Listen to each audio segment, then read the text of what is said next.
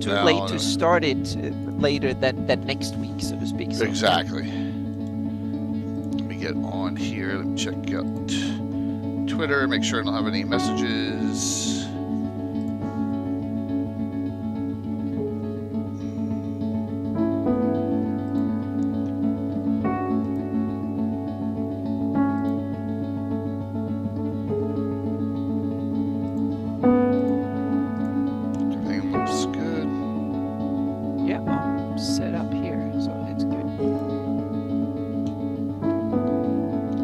Sound check, sound check. Good, Alex, if you're out there. Yep, Alex is always ready and helpful and absolutely and working out here and assisting us and hyping things. That's awesome. Yeah. Yep, appreciate it. Good. Awesome.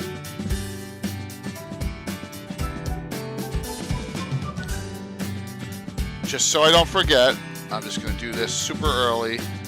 Same giveaways yesterday, a couple of gift certificates, controller games. There we go. We got that in. Take it, real. And you can win. You can win another one. I know, Gabriel, you won the other day. You can win another one. That's fine. Yeah.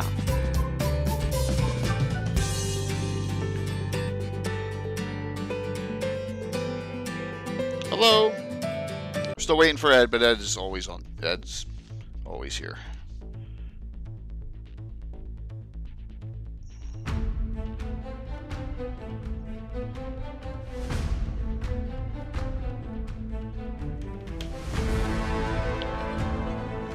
Hello. Good to see everyone tonight.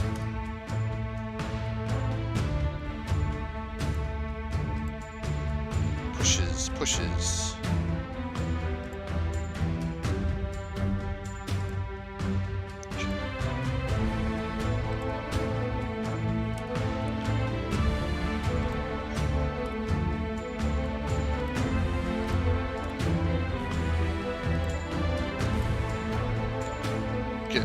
Getting preps up. I hope everyone's doing well tonight. As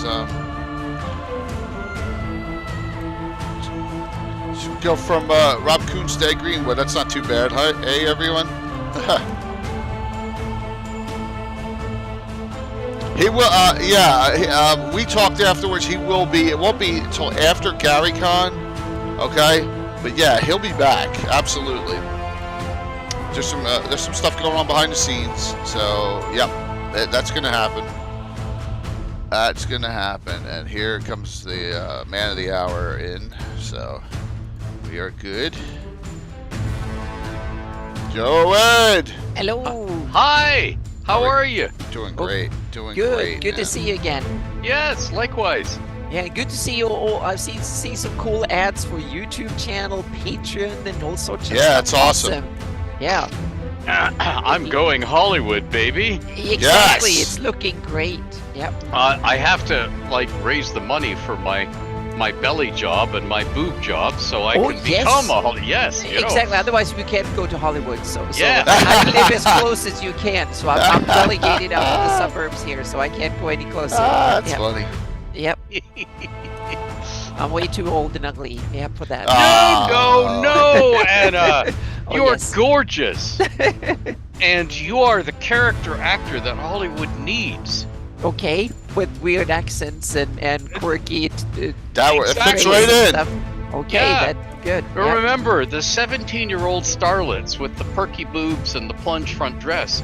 Yeah. They're gone in 5 years. That's by true. another one. But there's an abundance of them, so to speak. Anyway, yeah, that's awesome. Yep. Well, there's not enough at my house, but yeah. They're not allowed in Canada. Yeah, they moved out. That's why you have to move down here too. That's right. They send them south to feed the coyotes. Yep. It's a good one. But they freeze to death today, so it's snowy. Oh, that's no problem. I'm here to warm exactly. them. You Canadian. With you my can manly form. Exactly. You Canadian. I'm Swedish. We can handle it. So we can live here that's down in the so snow. awesome. So yeah. That's why Canadian guys, I'll just give you the Oh, there you go. work beak. You see, we grow hair like bears, so we can warm people. That's funny. Yep. Oh my gosh, that was.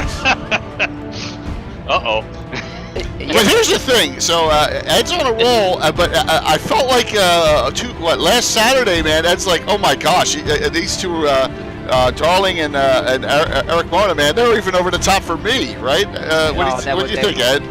That was great. Yeah. I was having so much fun, and I thought, oh no, I got it. Like, shut up, pipe down, and give these people their time because they are just like unfolding. I mean, when Todd does it, you go, yeah, he's doing the Hollywood actor. Right. When Todd, he's taking the scene, and he's saying, "This scene is mine.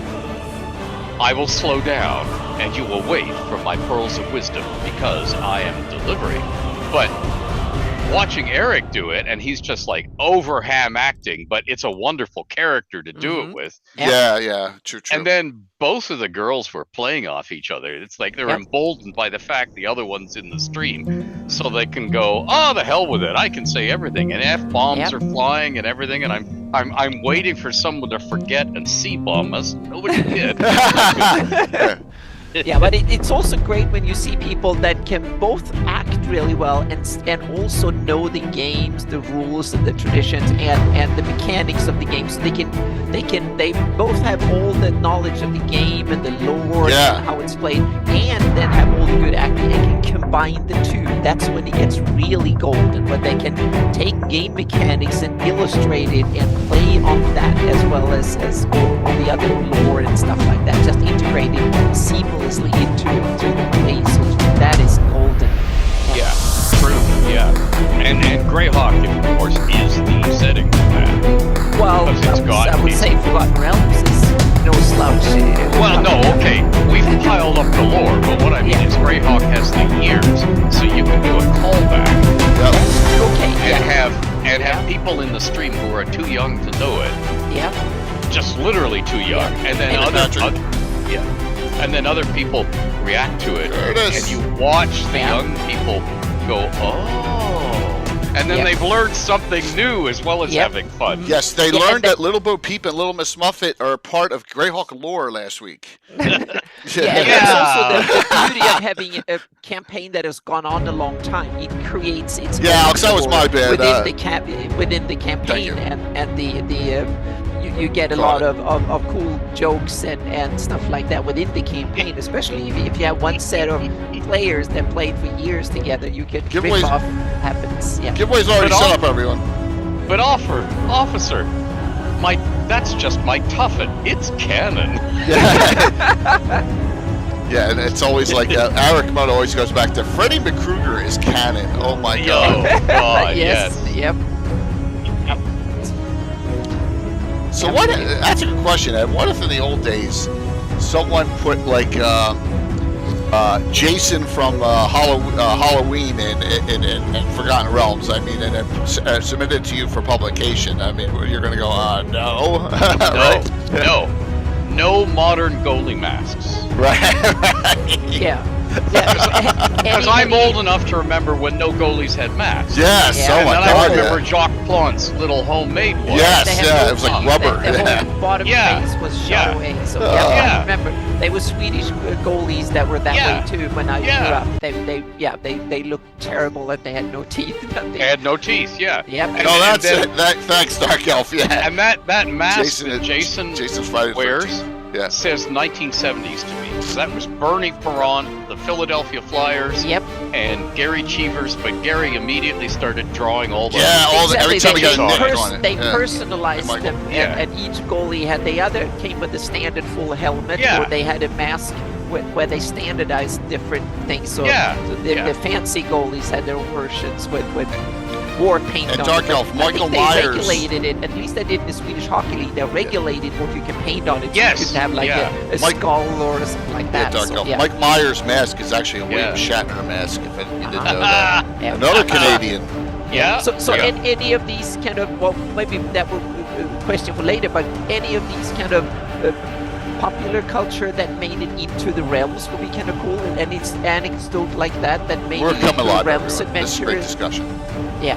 I think the home realms players were really good at implying stuff Uh-huh. from Right, innuendo. yeah, like okay, when we started, the Ed Sullivan Show was on. You know, Saturday Night Live was years in the future. You know, MASH and All in the Family were starting up. Yeah. Friends was years in the future. Yeah. So Rowan and Martin's Laugh-In was big. Mhm. So you could do things like you could do Lily Tomlin doing the telephone operator, or you could do the German soldier going, very interesting. Yeah, Artie Corman. Is it Artie Corman? You know, Is that it? yeah.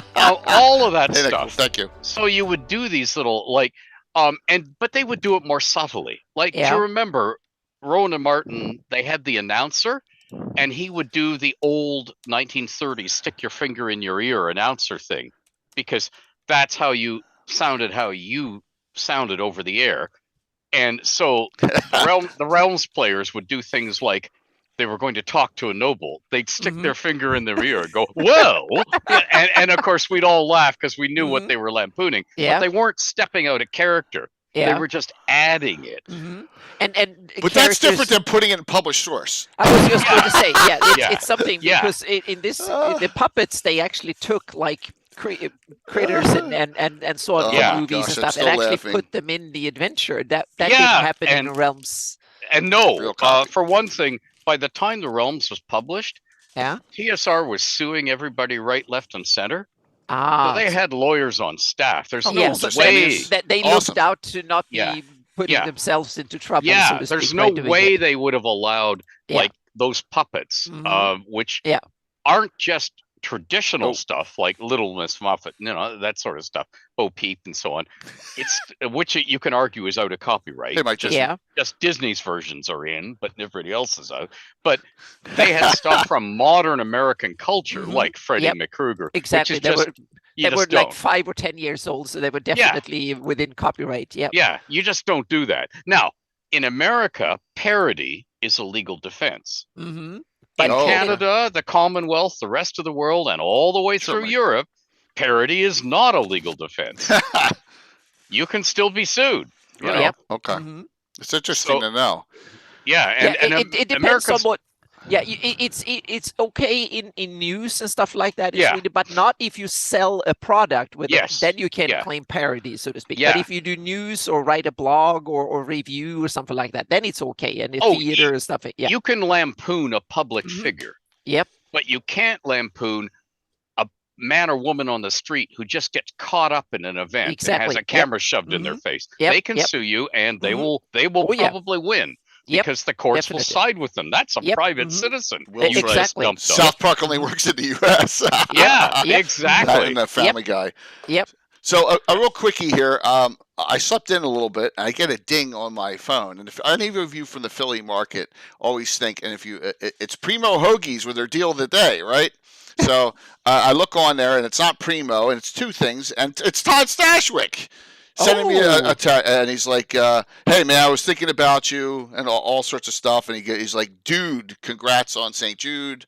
You know, it was awesome to get that." And then see you in a few weeks. Awesome. Thanks, Yep. brother. Looking forward to it. So Ed, Anna, myself, Curtis, Von Moku, Justinius, Todd, let's all get to the bar one night and just all hang out there. Gary coming up, you Yep. know. So, by the way, Ed, I'm working on Andrew's character. He'll be a male priest of Heronius. He'll be an underling of Telegord Stunknord, which is Eric Boyd's character. Yep. All right. Okay. So we got that. We got that. I'll get that to him soon. So why else would you be going there, Von Moko? Just hey, it's gonna be a blast, and I'm excited. I'm past the fundraiser. I'm past my work trip, and I got past the Rob Kuntz interview yesterday morning, barely, mostly unscathed, right? So we had a great discussion with him. Mostly Yes. And we're going to. You know, Jay, I realize you're past the need for this, but it is worth updating the resume just to put in mostly unscathed. Yep.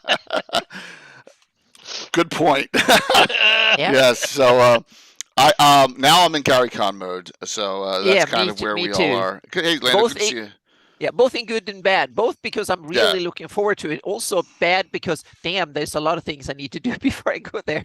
Yes, yeah, that's where I am. It's like there's so much stuff to do, I can't even look up and think about I characters know. yet. I know. And, oh yeah, I had to submit 3 events. I'd better write those adventures. Yeah. Yep. Mine And are I'll written, see- Ed, but I don't have the miniatures. I don't have the terrain. I don't have the character sheets updated yet to get to Curtis and get to Michael and all the other people who were signed up. Thank you. They're all sold out. That's great. Roger Moore's in two of our seminars. Roger Moore's and he's in 3. He's in my seminar too. Good. So He's in damn, 3. I need That's to step awesome. up my game here. Yep. Yeah. So we got a lot. And Roger, he no longer has to say Roger E. Moore. Right. Because he's now the only one left. Yeah, that's true. That's true. Yep. No more James Bond or Folks anymore. Yep. So unfortunately, Yep. but we're gonna have a fun discussion. As you see, we're just having fun tonight. We're gonna have a fun discussion tonight. We finished up the fundraiser. By the way, $25,415 is where we finished. Nice. Yeah, we Nice. crushed last year by $5,000, and so I'm talking with Ed. I think it was like the morning after. of the game of puppets the night before, and I was like, "So Ed, let's try and squeeze in a talk show before GaryCon." And it's like, "How about next Sunday?" I'm like, "Okay." So there we go. So we're here pretty quickly after puppets, and I really appreciate it, Ed. And then I was like, "Okay, spur of the moment topic: legendary personages and items of Greyhawk and the Realms." Guess we'll just spitball it, round table it. I'm assuming Ed's got some great stories. And also maybe some and some cool lore, maybe some new lore for Realms and Greyhawk, and like usual, and here's my question to you, Ed and Anna. This was Josh Pop came up with this question. I want to see how he answers this. What is okay, and or what would Elminster? Because we got all these dimension hopping now going on, Wizards 3 and stuff. What would Elminster be okay with or take out of Greyhawk to Realms, and what would Mordenkainen do in the reverse? Like, I know it's spells a lot, but what do you think? What do you think about that question? That's exactly what they would do. They would trade spells, which is what we did in Wizards 3, or they would beg, borrow, or steal spells. They want to see the spells that other people are doing, even if they're duplicates, variants, close variants, renamed versions of what they have at home, because it fascinates them to see other people's creative process. Just to give you an example, and to put it in modern real world terms, a car is an incredibly complex piece of machinery, but it's a pretty simple item. You want a box on wheels that moves in the direction you want it to move you and or goods, or both. And yet, everybody has a different take on it. And it isn't just the mechanics of it, it's where do you put the controls inside? What do the taillights look like? What do the front lights look like? How does this thingy work? How do the brakes work? How does the engine work? Is it front wheel drive, four wheel drive, rear wheel drive? Same thing with spells. People want to see what other people do. Not only because there might be something that spurs them. Oh, I could do that. But okay, why did you make that decision? Why the heck did you build a pink car? And that is a great analogy. And when it comes to, I'm thinking, are there any? And this is not because my knowledge of the realms is not that extensive, so to speak. Even if I played back in those days, were there any mechanical differences or story differences on the nature of magic or spellcasting between Greyhawk and the realms? Because Greyhawk pretty much had no special exceptions, so it was just standard D&D. No, nothing. Were there introduced things like ley lines or whatever other stuff in the magic of the realms that weren't in standard vanilla D&D, so to speak, or AD&D? Yeah, there were ley lines in the realms, not by that name. Yeah. I used the name, the British name, the Old Straight Track. Okay. Because it sounded more old to me and less of the modern ilk. And the other things I had a few of my stories, because remember, the realms predates D&D. Yeah. And I had a few stories where people just did things magically. Yeah. Like you've got the wizard tied up and you've got a gag in the wizard's mouth.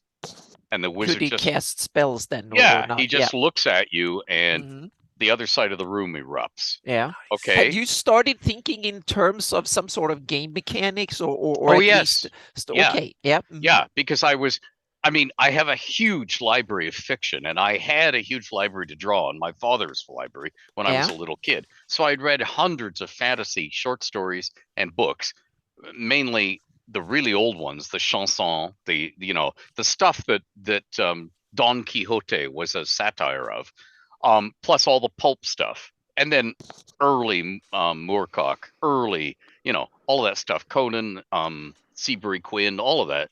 Yeah. So I was seeing how they were described, the spellcasting and how magic took effect, and what in a story I found effective.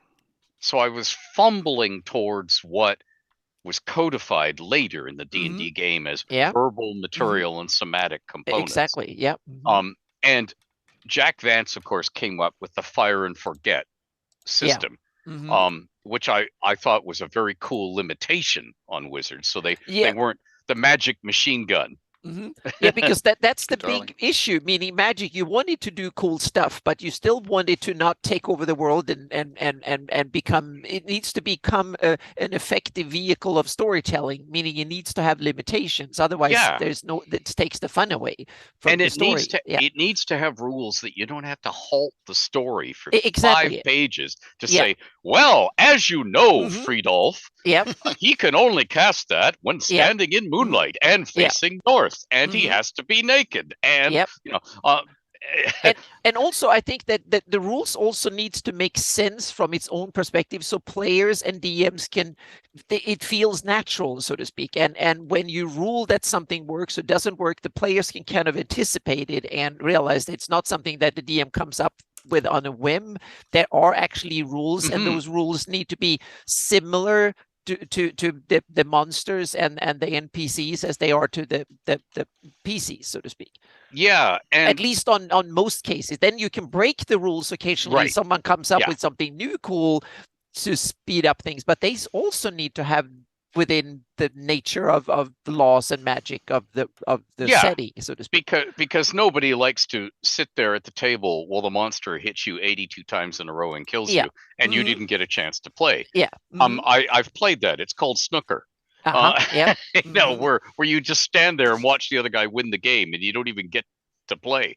That's not good for a collaborative storytelling game.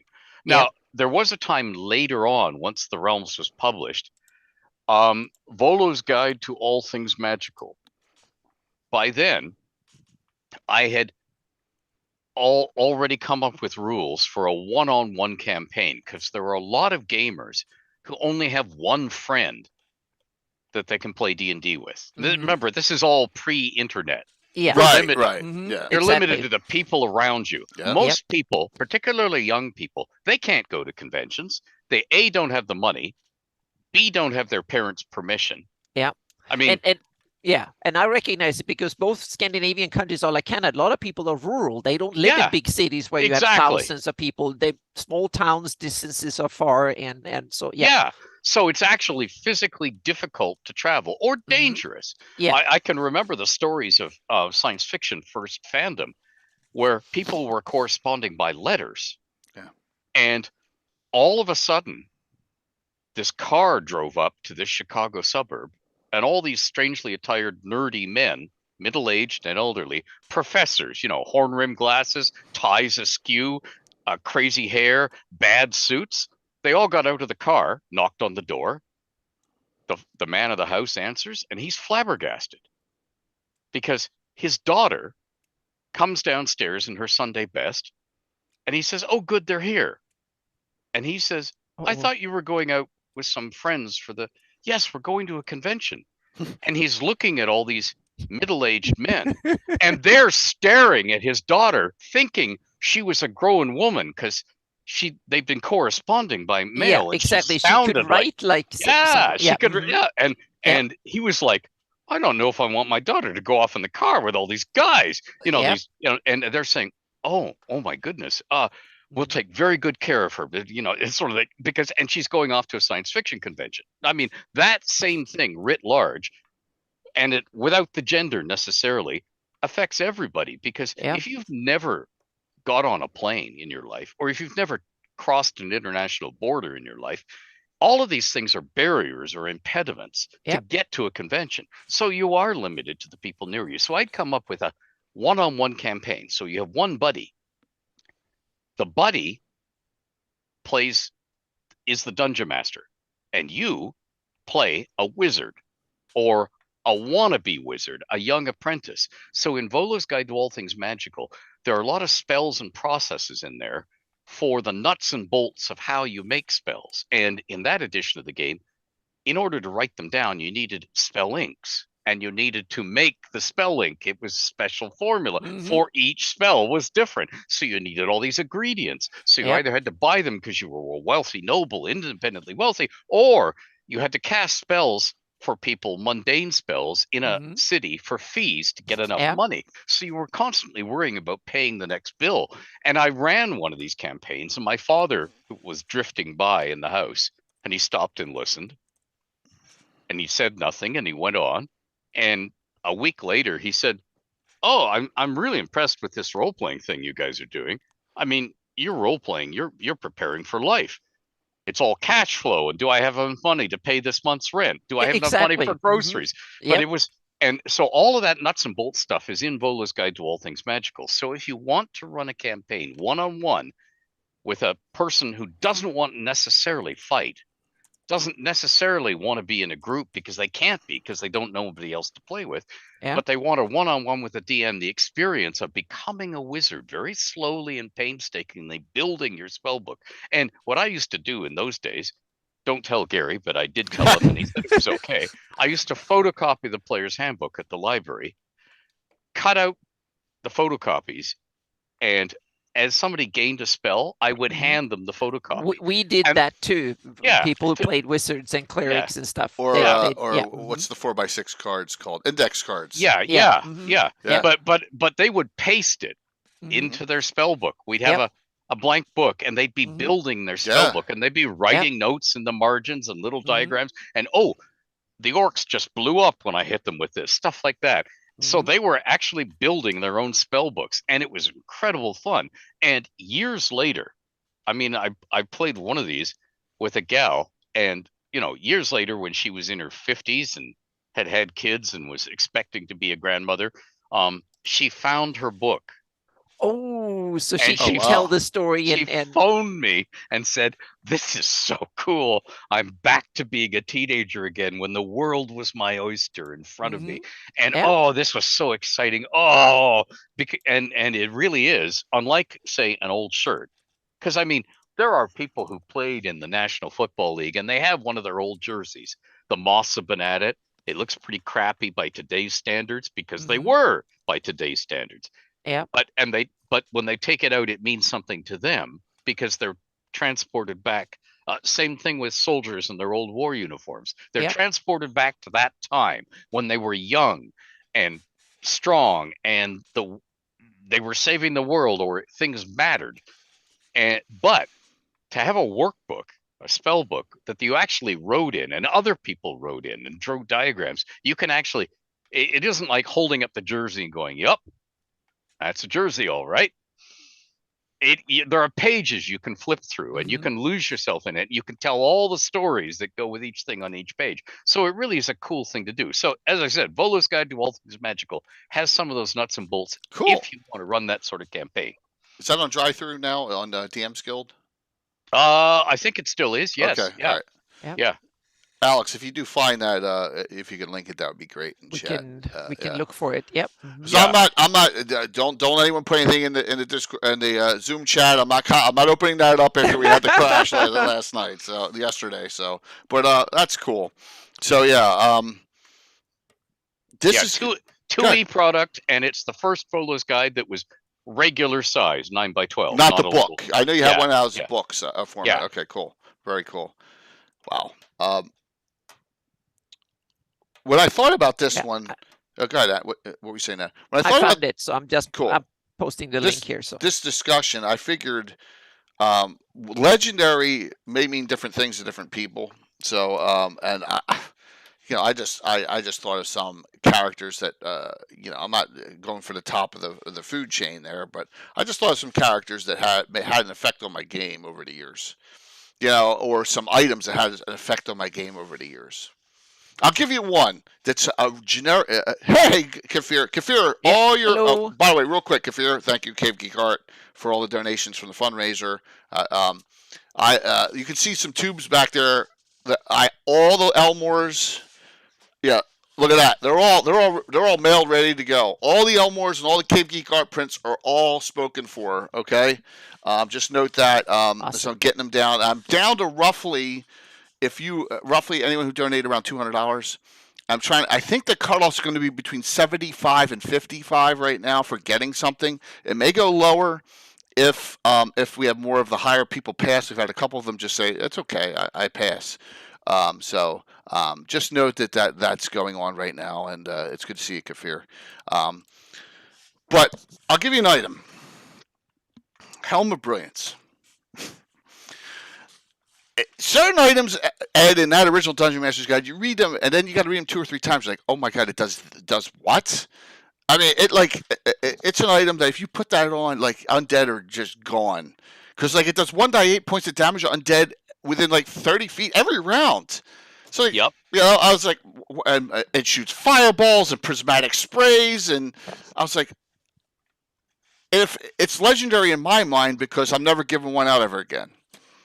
But wasn't that early on? Game mechanics were more unbalanced, and, and magic items broke all the rules and were completely crazy. And we didn't mind because the game was gonzo. What you had to do was either take something away from a player if it was getting out of hand, if they'd figured out the trick of, how I get to rule kingdoms and be a millionaire every game session by making 1 million more gold pieces. Okay, time to take it away. Or you put the challenge to match the power. Yep. And it's like when Jay gives us, loot at the end of a 2-drink minimum adventure, and we go, oh no, because once I have this, I know that next play session, because he's going to take us down to the last few hit points. So this means we're going to be fighting. Jeez, how's my Orcus fighting skills today? Exactly. That's the way I normally deal with. If overpowered players just mean that I get to have more fun as a DM because I can. Okay, now they have a big target on their heads and backs and everywhere. So now I can send in the big guns to hunt them down, so to speak. So yeah. That's why I always cover my everywhere. Yep. Another basic item, just another one, that just came to my mind that. You could be a first level character and entangle a 20th level character as a rope of entanglement. There's no saving throw. Mm-hmm. Yep. Well, that was a quick fight. That's scary. Yeah, first edition. Yeah. So you had to make a saving throw for it or a petrification. Yeah, but it's not in the rules. So, when we get guys like, when we all have, and you all know who I'm talking about, his first 2 names are first 3, the ever mysterious, and then I got to deal with Tim, we had to get some balance. But that's just a couple of items I would say are legendary for me. Okay. Now, Tim obviously didn't have the right sort of mother. Because if he did, he would be used to the Dungeon Master saying, because I say so, that's why. Yep. That's why I have the no just no emote with one of the other guys with his finger up his nose. There you go. And I'm putting that up. No, just no. And that's me DM saying you have to say no twice so that it sinks in. Yeah. But But we got to the point where awesome, darling, definitely. Where there's some items, and I consider them legendary just because I either had to change them or ban them. Another one more. The robe of eyes in that thing. Oh yes, yeah. I always found the robe of eyes looked cool. Yeah. And let's just have somebody else wear it, an NPC that they can't get at. Yeah, rather than let them have it. Right, but then if you defeat that NPC, Then it's in the hands of a PC. You can't sneak up on them. 360 viewing arc. I mean, it's just crazy stuff. And you know, hey, all right, who has a continual light spell to put on it? You know, so Iron Bands of Bolaro. That's another one too, Justinius. But I think that's I think we assigned a save on that one. Eye of Robes was was kind of a fun thing because Jason Bowman said the opposite. The robe of the Eye of Robes at PaizoCon when he had a presentation of a new book, and people say, oh, now you need to stat that up. So I'm not sure if he actually did or not, but it was awesome, and everybody laughed, and because it took a couple of seconds before he or anyone else realized that he said it the opposite way. So it was funny. Yeah, that's tough to do too. So I know I went off on a tangent on some mundane items, which are not unique items. But I just wanted to say I consider them some of them legendary because of the effect that they've had on the campaign, and that you do. And we were talking about this with Rob Kuntz a little bit yesterday, and he's like, "It's your game. Make the change." You know, and I've made the change. Some things need saves, some don't. Tweak spells. Look, Ed. I'm one. I tweaked a couple of your spells, but you're okay with it because it's my game. You know, I can have a Scorcher 4th instead of 2nd. You know. I'm fine with it. Fine, my good man. Yeah, no. So Jay, when it comes to spells, any general changes you've done to the mechanics or the rules of magic or nature in your campaign? Because you tweaked a lot of stuff. Okay. Yes. The way my game works with miniatures rules and group initiative, it's really hard to interrupt another spellcaster unless you win in it and you specifically say, I'm going to delay and interrupt that spellcaster, which is kind of the way I think it should work anyway. You need to target that one instead of randomly shooting a dart at them, and you know. So I'm okay with that, but that is really not the way interrupted spells works in basic old school. But I made that change too, so that's one. Yeah. But I think, you know, much better than later editions where, and for my second free action, I'm going to do this. And for my third free action, I'm going to do that. And it's like, oh, shut up. Sit down. Third edition was going overboard on it, and fifth edition have reined it in. So it's an action and a bonus action, which they simplified it. And in a way, and then Pathfinder 2 has a 3-action economy. Was kind of curious how a 2-action economy might work instead of a 3-action economy, but that's something I'm thinking about, and we'll see. We'll do some play tests on that. Always play tests, just continually play tests. I mean, it's playing a play testing class, the Greyhawk Mage. It's still in play test for us. Play test goes like 5 to 10 years for us.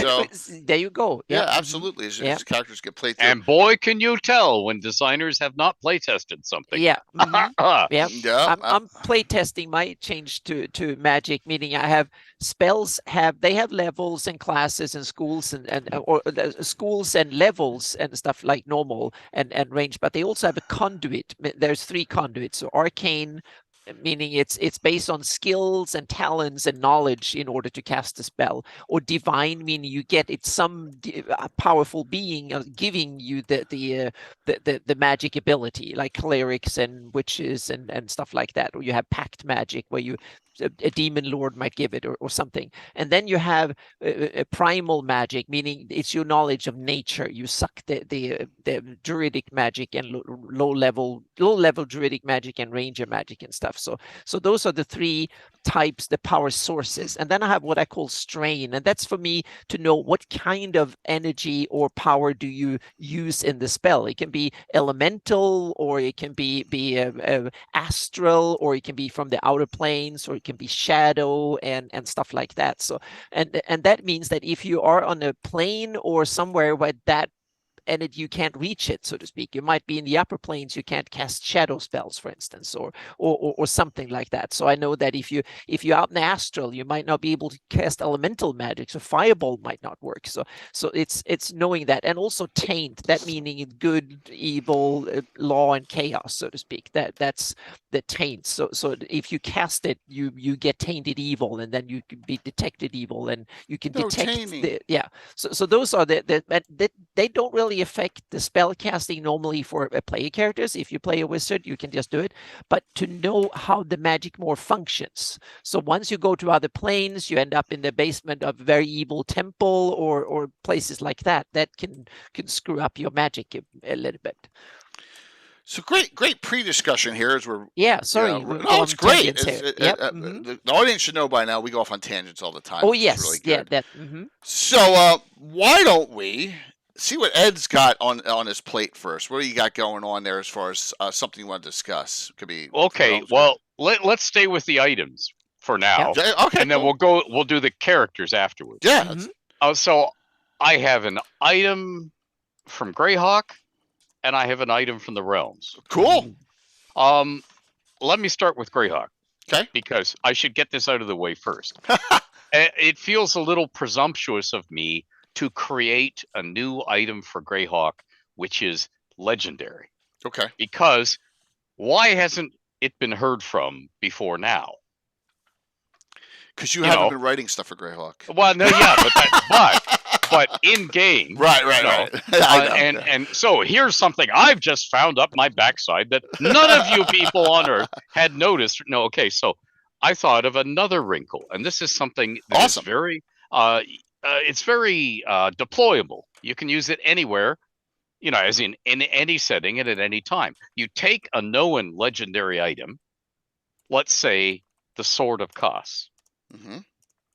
You add a side power that nobody knew before that activates in particular circumstances that, of course, match what's unfolding in your adventure.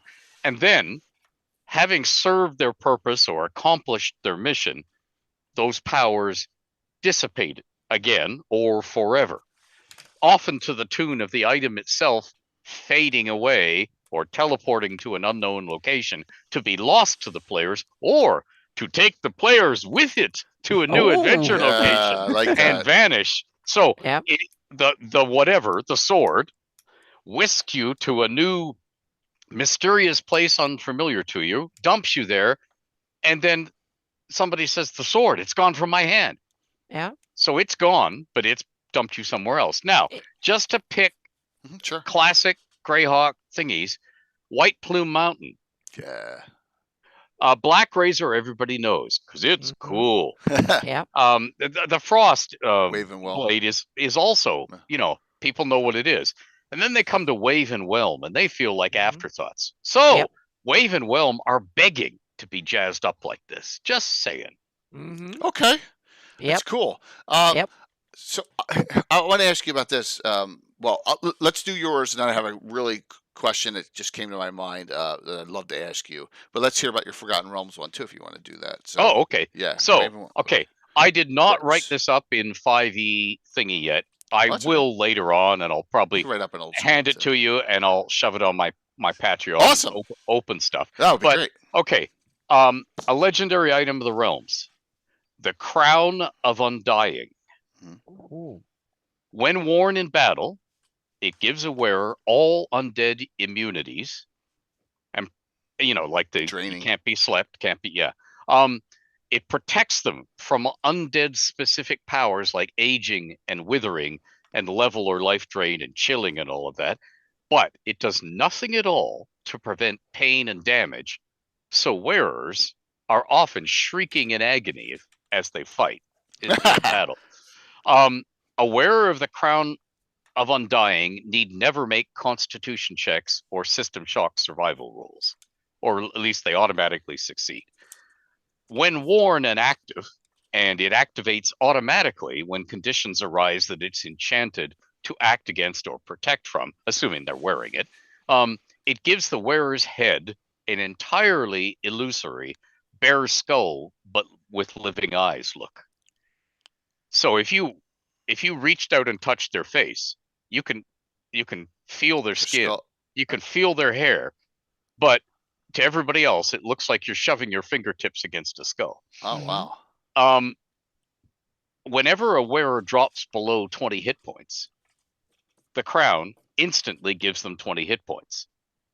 If they normally have a base hit point total of less than 20, the crown raises that base to 20 hit points. So if you're in the middle of a fight and somebody takes you to 0 hit points, all the screaming and agony goes with it, but no system shock. You're not dead. You're just zip back up to 20 hit points at the end of that combat round. So you're going, oh, oh, oh. So it's very difficult to kill somebody wearing this, but boy, can you lash them with agony. And of course, the first time I wrote this item up as an idea, my wife said, trust a masochist like you to come up with an item like this so I can torment you all night long. I'll just flog you and flog you. So, I said, dear, there's a code of conduct. I can't put that in the write-up. So I never put the item in. Okay. So did it come? When you create an item like this, does it almost always come with a backstory? Oh yeah. Or is it more the mechanics side of it only, or? Oh no, the story is what matters. I mean, yes, yeah. It has to have a core kernel mechanic. Oh yeah. So I can see how to use it at the table, Yeah. or otherwise, why put it in to either a story or the game? But in the realms, for me, the story matters most. Where did it come from? Who created it? What's happened to it before you got it on your head? And what's going to happen to you now that you were silly enough to put it on? So yeah, the story matters because that's what makes it feel A, real, the setting real, and B, it just hands the dungeon master adventure ideas. Absolutely. Yeah. Nice. In fact, I will have an item that's pretty powerful that Curtis and those that are in a delve into the Lord's Tomb will see at GaryCon. So part of that in that adventure type, having items that have these kind of powers, this is just a neat and cool thing. Oh, that'll be okay. It's Wisconsin. It's Wisconsin. Well, no. Tomb robbing is not, in fact, illegal in Wisconsin. Right. Oh God. Oh dear. What's up, Dale? Hopefully not throwing any of that item. Well, we'll see, Curtis. We'll see how it goes. But that's going to be part of the adventure. So that's a great item, Ed. It's similar but not exact to the Amulet of the Cairn Hills. Which allows, and that's in this. So it's funny that I have it here, but it's not exact. It doesn't have that bump up to 20 hit points or other things like that. But that one absorbs, like if you get drained, a charge goes off and it undoes like the drain from a white or a wraith or whatever, and that's in the Jim Ward book there. But it doesn't do any of the other things you were talking about. So that's cool. Very, very neat. So here's my question on items. Do you have in the Forgotten Realms and noted ones, if you can bring up one, scalable items as they go up in level as the person goes up? Yeah. Okay. Most of the items that I have were that scale in the other way, the Rod of Seven Parts. Okay. Type. You add something to them. But there are others. Many of the magical staves, rods and scepters, higher powers unlock as you are stronger as a character and can do them, because you can feel that there's more in the item, but you either can't understand it or you can't access it. Okay. Like if it's an item that you are mentally attuned to it, so the moment you've got it in your hand, if I yell this, it does this. But it's like in modern internet terms, that option is grayed out. You can see it, but you can't use it. Okay. Yeah. And then there are others that I deliberately did and this occurred in science fiction many times. It's in Julian May's Galactic Milieu trilogy. Much before that, it was in the Lensman books by E. Doc Smith, where somebody opens a new channel of their brain and they sort of go, and they break out into a sweat and they fall over unconscious or dazed. And they've just awakened a power they didn't know they had. and the sort of the horizons roll back and they can see things they couldn't see before. And Yep. I have that in some certain items in the realms, particularly artifacts, regalia. There are some crowns, unlike the crown of undying, where and all the elven tilkira, the stones, do work the same way. There are sort of little copies of the ancestors in the stone, and you can commune with them, get advice from them, and they're mainly like the princes in when they filmed Neil Gaiman's Neverwhere. You know, all the dead princes are the ghosts are sitting there as a Greek chorus, commenting on everything that's happening to the still living. Oh, that was a shrewd one. Haha, I bet this won't work. That sort of thing. Well, the same thing. All of these people are in the stone, and they're usually going to be very unhelpful, like, oh, you idiots, you did the wrong thing. Too late now, you know, sort of thing. But yeah, there's that, and there are lots of items like that.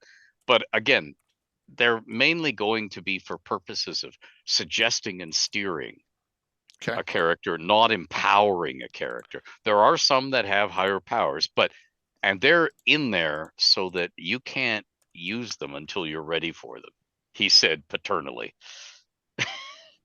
Which, of course, is something that they hate in design these days. But, you know, the design pendulum, the gods can do things mortals can't do. And then another edition of D&D comes along. Hey, stat up all the gods so we can kill them. Then we can become the gods. Da, da, da, da. Right. You know, it's a difference in approach, design philosophy. So I just asked a question to the audience on this. What, as far as I can tell, is the first? That I'm talking about scalable as the character goes up, not adding things in like lenses. That's a good one though. The Lanthorn, you know, Daoud's Wondrous Lanthorn would be one with extra lenses. Okay, but I'm not thinking of that. But it's and Troy Brutus brought up something on Surge, a lawful neutral Trigent whose purpose was death and disfigurement to all who wouldn't convert to worship of Angelusis, and that was from Bruce Cordell in Evil Tide, which is was this Hogwin series he did, the Black Borders from 2nd edition. So I know it's a tough one, and I didn't even realize it till I looked at it. Here, I'll show it real quick. I don't think anyone's going to get it. We're going to go to the City of Greyhawk box set, and I've discussed this one other time.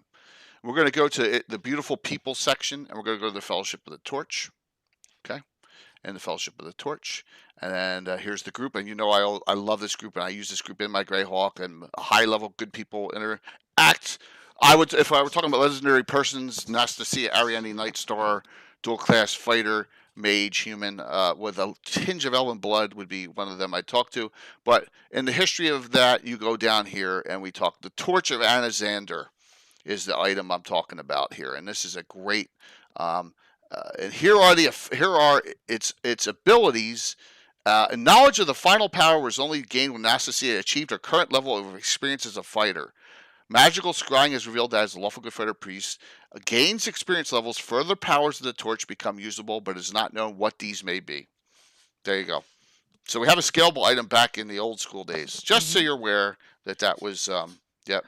Does that tie into the rules of the 1st edition Dungeons Master's Guide, where you had these open and you had to roll on a table to fill? Yeah, those were our artifact powers. Exactly. Yeah, which could be another way to give them to them. Yeah. So I love the idea, and I've added some items that have. And here, Ed, my thought is the following, and Anna, on this: why have an item a +1 longsword? Has maybe one little item. Cast Bless once per day.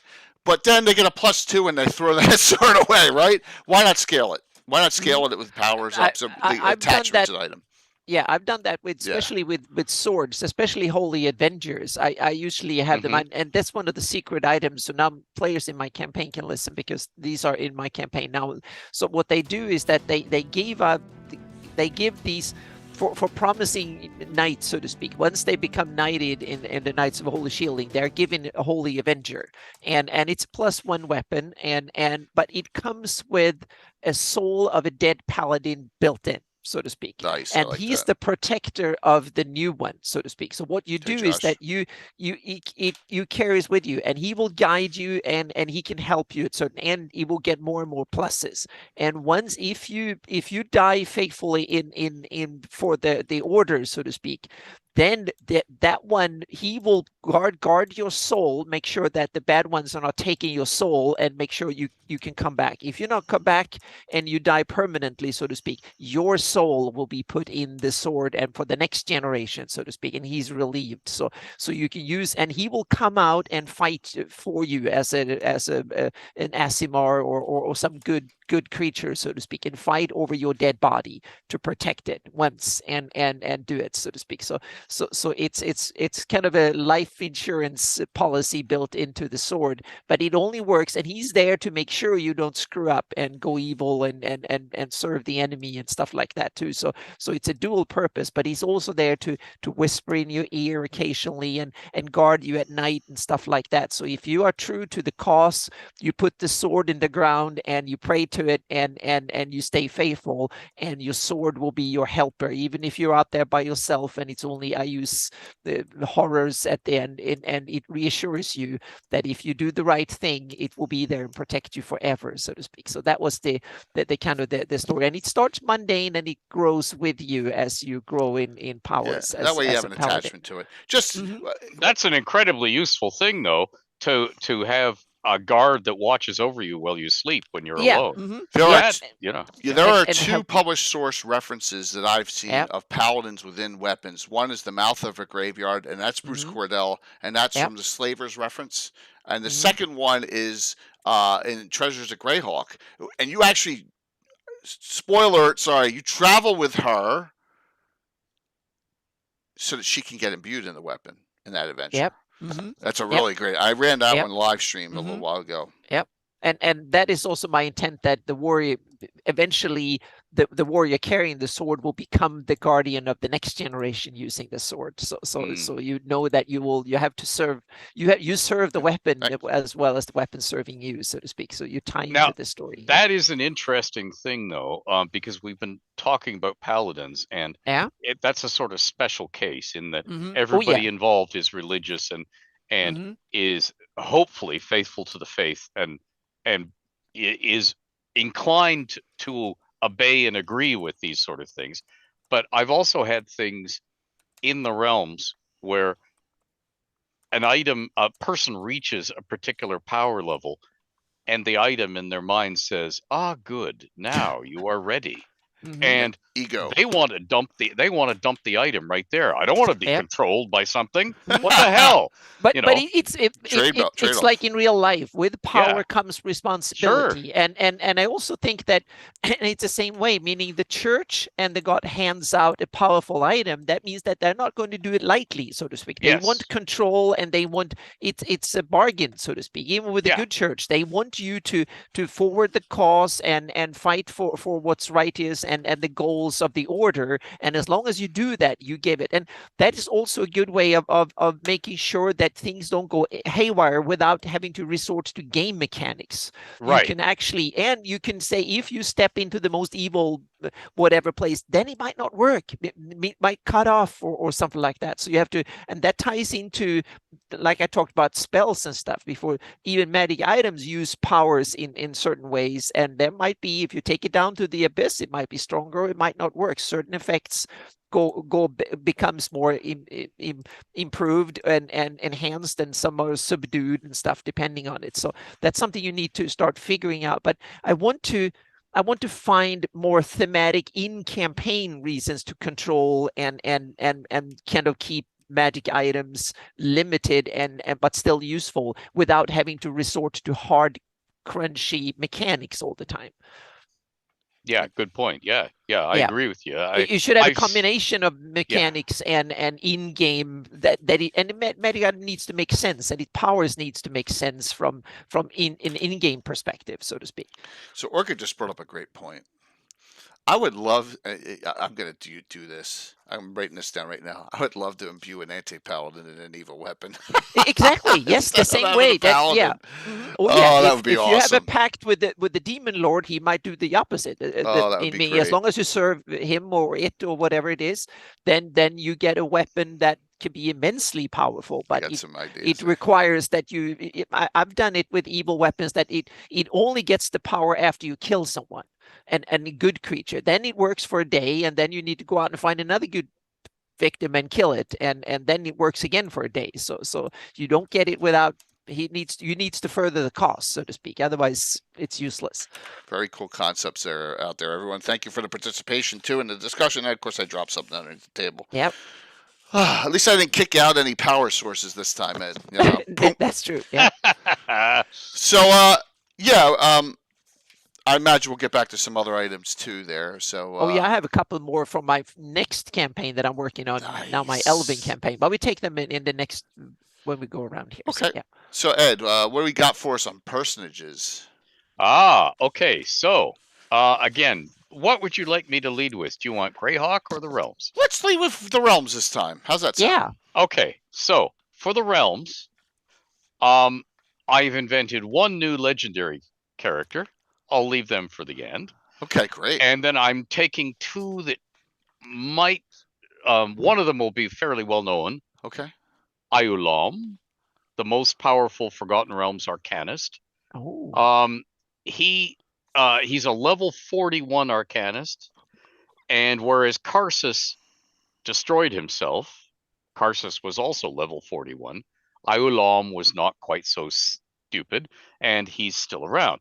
And then there's another one, and this is Bruce Cordell's creation, the Eldest, who Okay. is perhaps the oldest mortal in the Forgotten Realms, an Aboleth. Oh. Which one do you want me to dump in your Let's start with the Aboleth because I love Aboleths are creepy. Yes. Yeah. Okay, so the Eldest is perhaps the oldest mortal in the Forgotten Realms. And that's a perhaps just because we don't know. You know, there might be somebody else hiding. Okay. But this Aboleth was around when the Abolithic sovereignty was established, when Abir Toril was very young. His age is literally so old, it's, quote, not possible to calculate, unquote. Which really means we don't have enough fingers and toes handy. Right. The Eldest lives in Zesfu, which is the floating city, on the Sea of Fallen Stars. It actually moves around, but it floats above the water usually, so nobody can get at it. And what is he doing there when he's living quietly for so many years? Well, Pirates of Fallen Stars book, right? Yes, yeah, Curtis Scott's, yeah. All right, awesome. Curtis, who tragically died on the way to Gen Con. What? Uh-oh. Oh yeah. Oh man. Fell asleep at the wheel, crossed the center line. Bam. Oh my gosh. That's how long ago it was. The highways were not divided. Wow. Yeah. Anyway. Okay. And so therefore, that was his only product that he got to helm on his own. Anyway. Yeah. Okay. So the Eldest is dream traveling. In his dreams, by magical means of his own devising, he becomes a living wizard eye that drifts around the plains, observing, spying on what or whom and why. Okay, Bill. Well, he is learning what the gods do, what their hobbies and hidden aims are, and the nature of their power, and where they keep their stored magics, as he very slowly and patiently prepares to steal some of that magic, to wrest some divine power away, killing gods to boost his own power and abilities, and win himself a new life, no longer forgotten, and now known and feared and influential and powerful. Why should he not be the overgod of the realms, supplanting Ao or even subsuming Ao's powers? Perhaps he's begun already. If you've read a realm sourcebook or adventure and thought that a deity behaved or ordered their clergy to do something that was a bit odd, that didn't fit your conception of that deity's wisdom or alignment or portfolios or aims or competence, perhaps it wasn't the deity. Perhaps the eldest is now posing as that deity or manipulating that deity for his own schemes.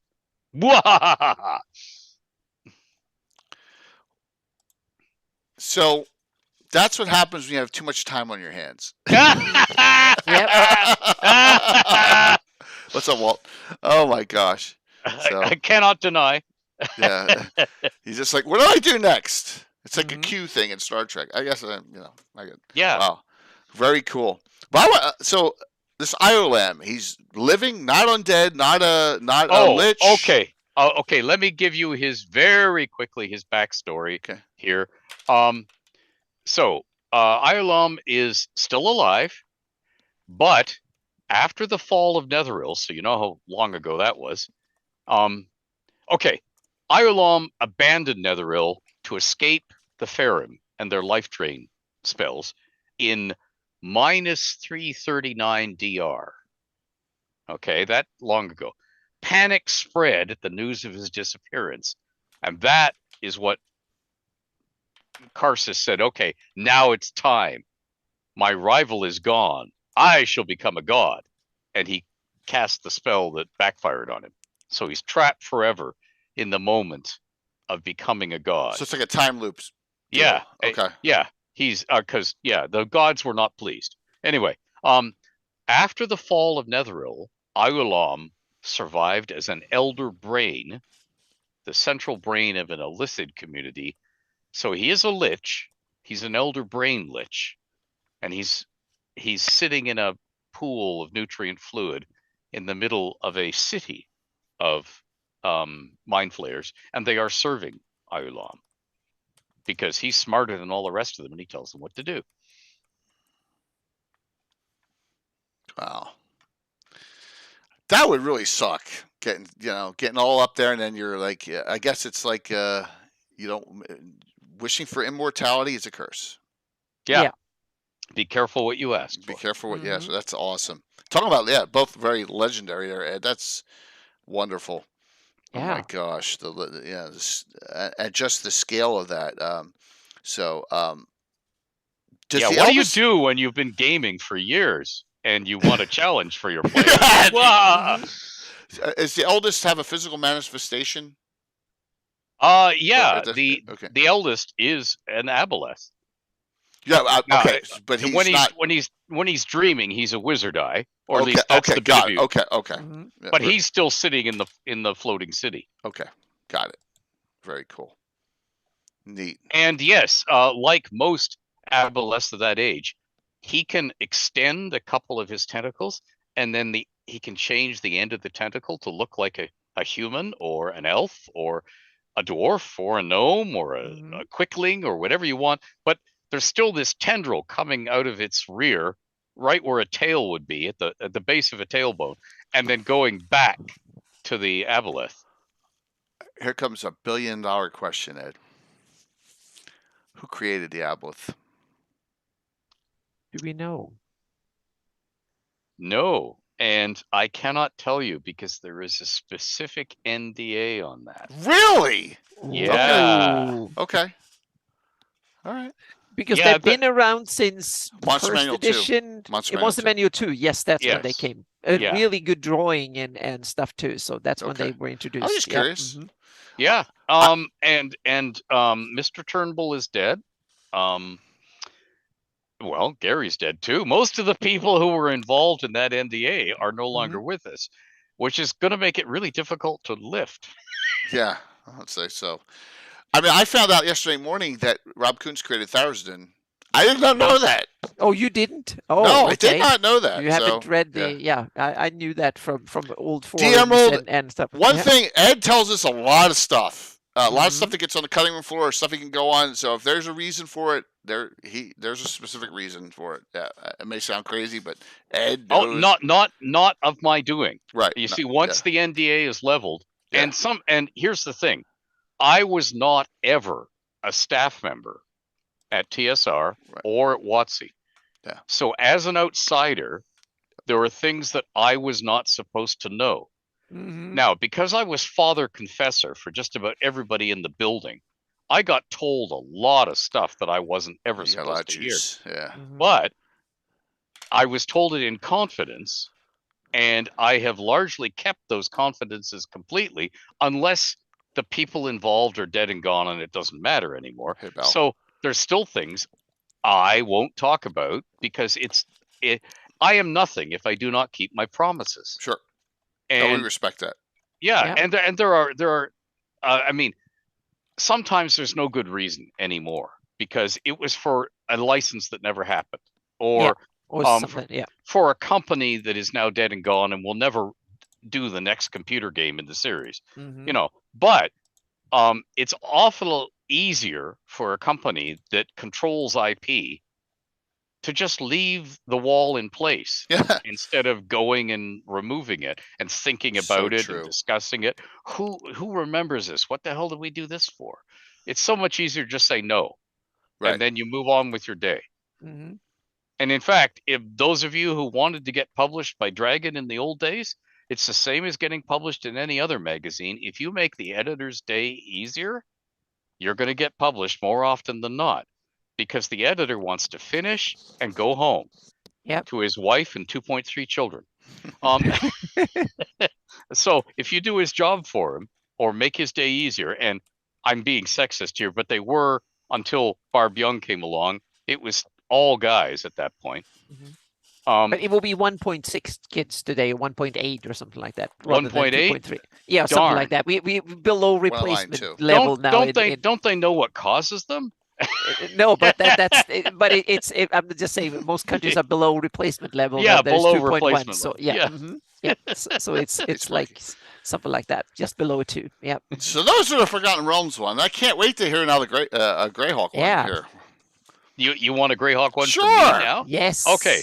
So, for Greyhawk Hey, Lee. 1, I am not making up any new legendary characters. No problem. But I'm telling you how I would use these legendary characters in Greyhawk right Cool. now. Love it. Awesome. So, Cass the Bloody-Handed, Okay.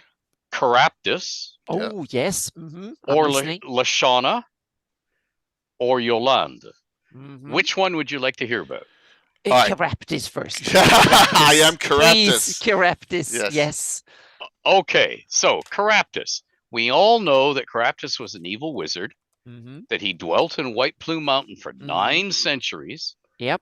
and then he disappeared sometime in the 100s CY to further his research. Right.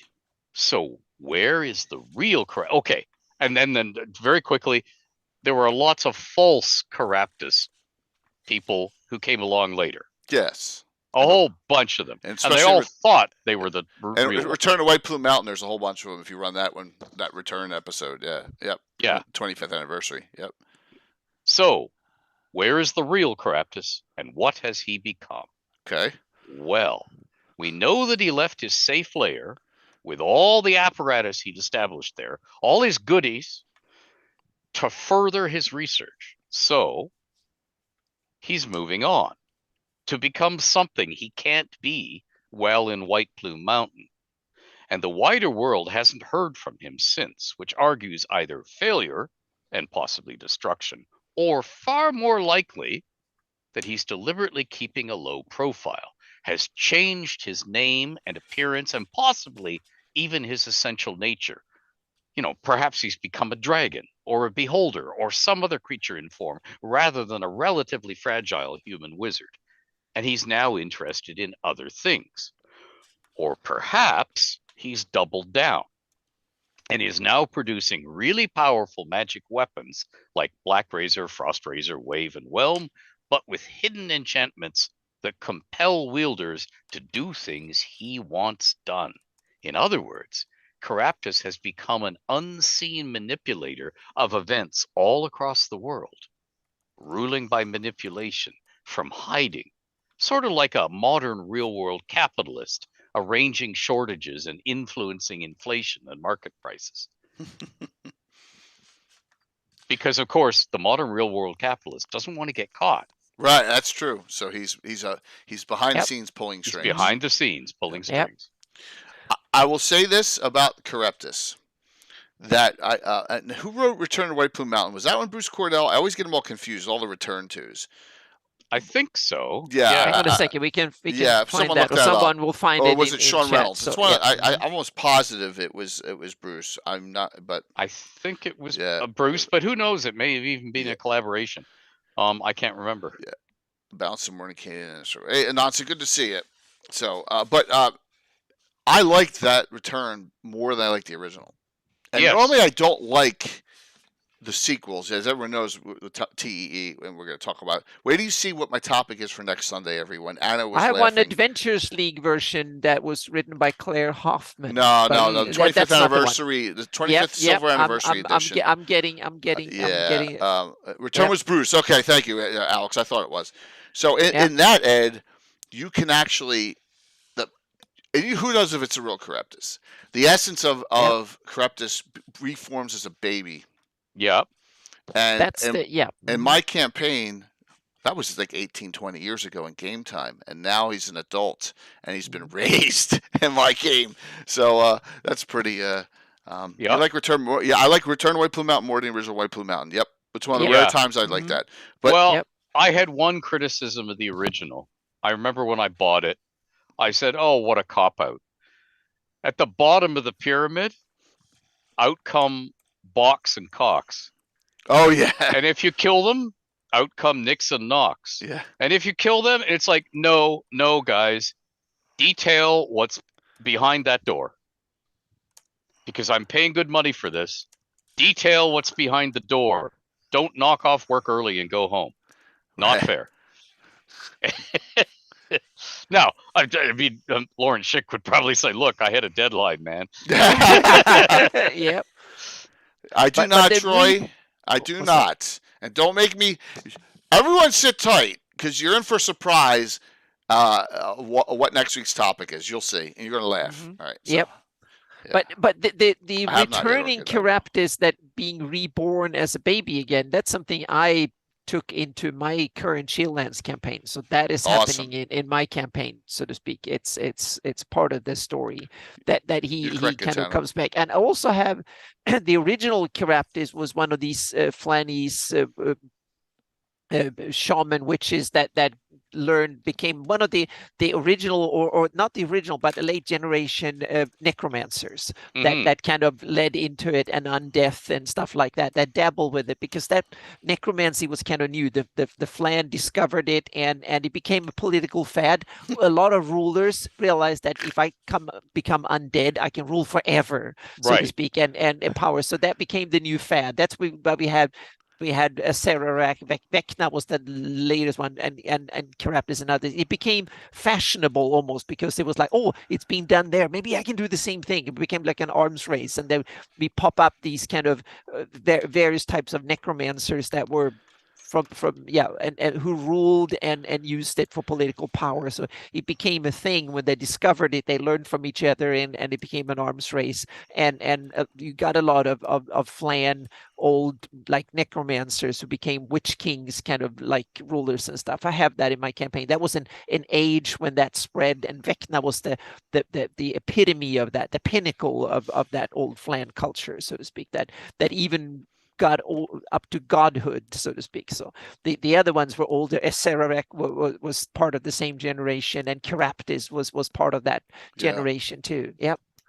So I want to hear about Yoland too, because she's a major character in my campaign, and she's a major character in Anna's, and we have be in my next campaign. Yes, my next campaign should be completely different. Yes, and both of our campaigns. So let's see what Ed. Let's see. This will be good. Dynamite. This is awesome.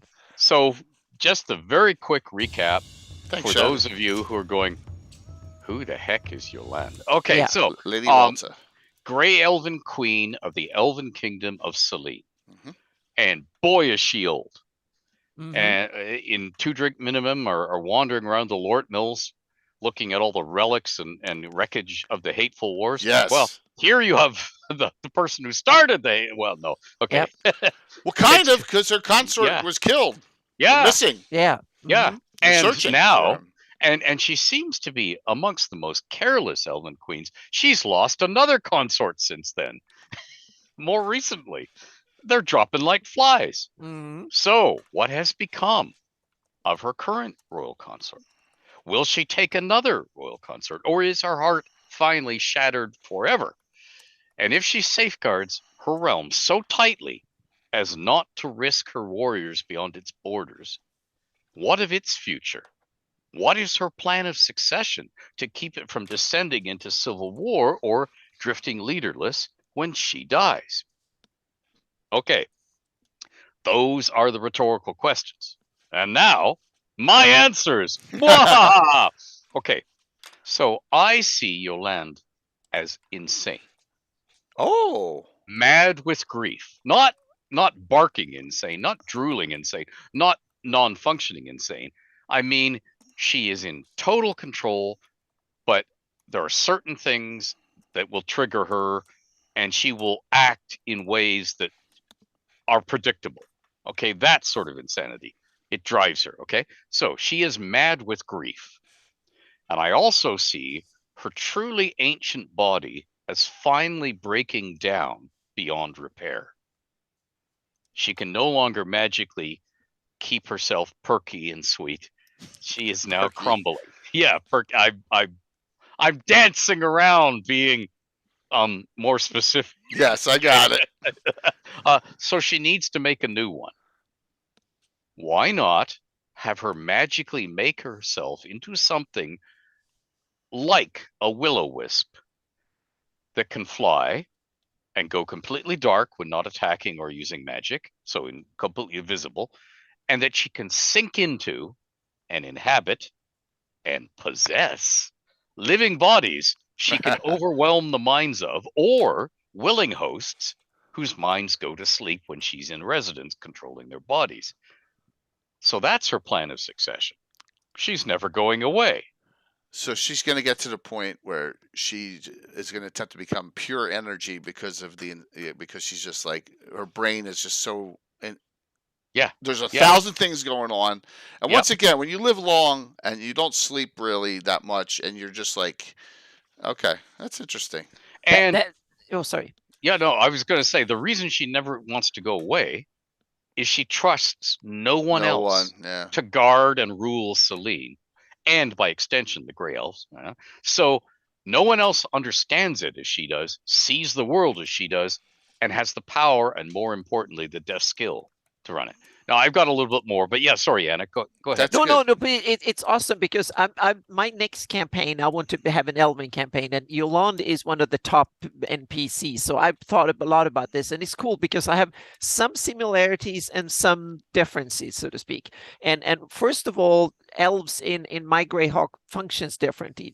They are born. The drows are special, so and the valley elves. So I leave them out of this quick discussion of describing it. They're born. The high elves and the Sylvan elves and stuff, they are the same. They are just elves biologically, so to speak. That's cultural differences. And all of these elves are born high elves, and elves are intrinsically fake creatures, but since they're being born now for generations on the prime material plane, meaning they need to earn their faedom back, and that's what they do by their faith, so to speak. So they stay true. If you stay true to the Seldarin and the gods and stuff, they will make you gradually a fake creature, and that's when you become old enough, like 300 to 500 years or something like that. You transition into becoming a gray elf if the Seldarin allows you, and you live a good prosperous loyal life to elvendom, so to speak. You become a gray elf, and I love then that. and you turn into a fake creature. And Yoland is one of the oldest. She's been, my campaign probably been around for 2-3 millennia, so to speak, somewhere around there. And so she's now truly a fake creature, which means that the only thing to keep her on the prime material plane is purpose, and otherwise she will fade off into the Feywild and become the spirit that she once was originally, so to speak. That's what they do when they get old. And the thing with her consorts is that they are the only ones she really trusts. The ones that she bonded with for, meaning in order to trust someone, she needs to bond with them for about 200 years or something like that. And their spirits really need to bond. So she sends them off to be ambassadors and her representatives on in the Feywild and other places, so to speak. That's how she loses her consorts, so to speak. So they're not really lost, but they're lost from this realm because she doesn't want to show the enemy and stuff where they actually are, so to speak. So they are the ones behind the scenes. They are her special envoys and also special advisors and stuff like that. So it's a way of protecting them and her, and it's also the backups. So if she is rendered inoperable or killed or whatever, so to speak, then they can come back and they be the natural successor, so to speak.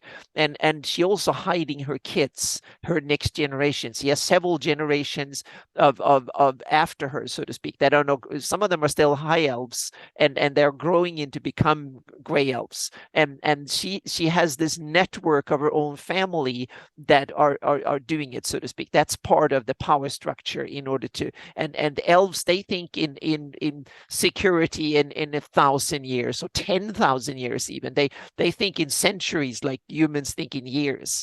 So they're building these alliances with powerful creatures like good dragons, the gods, the elven gods themselves, powerful fae and all sorts of stuff, and they're building it into the realm, so to speak. So it's very different from human realms. So that's my idea of Yoland, so to speak. Yeah. Lovely. I respect Dan's opinion, but it's too deep for me. Oh yeah, but it depends on what you want to do with your campaign. Yeah. Mm-hmm. Yeah, but Jay, whether you want to use all the rest of that, the idea of the elves playing a long game. Oh yeah. Is well established. Tolkien did it. I agree that. Gary agreed with that and used it, and that makes them at a stroke different from humans. Oh, definitely. But this will be discussed next week. Okay. You'll see why in the topic, because what happens between 1E and 2E, between Gygax's elves and Sergeant's elves, frustrates me. Yes. Okay. Yep. Yeah. But I understand that completely. With it, you got to explain the long life, and all. But I still think Sylvan, Grugok, High, Gray, Dark are all different sub races. Oh yeah. Yep. So it's okay. It's great. It's great that. So let me give you just the last few lines of my Yoland thing, please, because this is the deployable stuff, the stuff that matters at your gaming table. All the rest of it has been her lovely understanding her. Unless you're going to fight her, you're never going to see the will-o-wisp going zzz, Right. Okay. I see Yoland as she'll use anything and anyone as tools to further her aims. She's become the ultimate ends justify the means person, aching so much from the loss of consort after consort. And she knows that she needs ever better intel to try and manipulate events across the world. So she'll want PC adventurers to go and see for her and to be her active James Bond style agents when they go places at her behest, because she doesn't want elves to be running around blowing people up in other kingdoms and earning the ire of those kingdoms towards the elves. She wants plausible deniability humans to be doing that for her. Yep. And she will reward player character James Bond agents handsomely if they serve her well, but she'll ruthlessly use them as fodder if she must. There you go. That I totally agree with you. That's definitely that I can definitely see. Because the security of Elvendom is very important, so to speak, and meaning we have the immigration, the migrations, the rise of the Great Kingdom, rise of Ayus and stuff like that are dire threats to Elvendom on the planet. But since they take the long game, it also takes them maybe at least 50 years to acknowledge something dangerous and act on it and so on and so forth. You need to work out a strategy and you need to find the right tools and talk to all the friends and get the the thing going. It doesn't happen overnight when you're in Elf. You need to find the right poems and songs about it, and so on and so forth, and get it tuned to the problem, so to speak. Think about it for a few years. But once they get going, they're a mighty machine, so to speak, with enormous powers and deep coffers and especially alliances. And now in my campaign, they are on the rise, so to speak. So Yoland is pulling on the strings in order. So I use and several others now have things coming their way, so to speak. And part I love of it, that. yeah. And also magic items. Now I was thinking for magic items for my Elven campaign, and again I want very powerful magic items, but I also want them to function and be controllable, so to speak, or only function. So I have the powerful elves like Yoland and others. They have. I'm thinking about the rings of power from Tolkien, but they were kind of vague, just superpower. I want to have it a little bit more mechanics and a little bit more kind of into it, but I wanted her to have cool things. So they have magic items that during the festivals, for instance, they open up areas, so the whole of Enstad becomes transport. So you have certain levels, and then it basically opens up to the Feywild. So you can go in and it becomes a part of the Feywild 4 times a year. And you also have gates to the other elven power centers. So you can go up, and if you have these items like the ring or whatever, you can use them more often. You can go and the gate will open for you. So they are basically keys to power, so to speak, not having a lot of power themselves, but they are keys to power that is located at certain points. They give you enormous sensory powers. You can sense if a spell is being cast within miles around and stuff like that at that area. So it gives you a lot of powers that are tied to the realms, that are tied to certain calendar and the state of Selene, for instance, and stuff like that. If you have these items, so they're like regalia of elven regalia, so to speak, that are tied to the realm. But it also means that it comes with responsibility. You need to be vigilant and use those powers to spot enemies and guide your people, so to speak. That's why the gods have given them to you. So that is something that I want to have, just as I want to quantify it mechanically, just in case the characters either wonder. I want to depict it more consistently, and God forbid the characters might need to use them or get hold of them for some reason. So that's why I want them to have at least reasonably regulated mechanically as well. So even if they're not intended to be treasure or directly used by the PCs. But I want them to be there, and I want them to function within the campaign and even mechanically, so to speak. Great. Like I said, I knew our Selenes are so different, which is cool. Yeah. Mm-hmm. Which is really cool to have. Not everything is uniform. Exactly, and that tell to everybody watching this, meaning cherry pick from all of our ideas and pick absolutely. the ones you like, and then make your own mix, so to speak, that suits your game table, so to speak, and your play style. Yes. Yep. I can recall a moment from the realms, the home realm campaign. So we're like 1979, around there, and I'm playing as the dungeon master. I'm playing the non-player characters.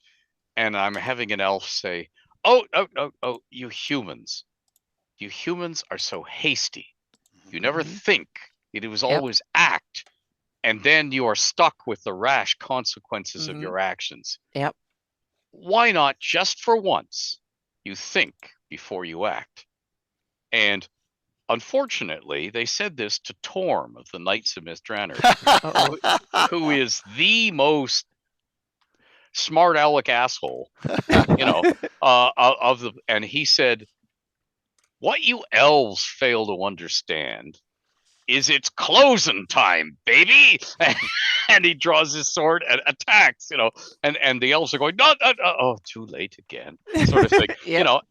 But he's making the point, well, you sat there fiddling and bloody Rome was burning. No more, it took us a lot of time and money to build this Rome. No more, and it was lovely to see the clash of thought, the clash of behavior.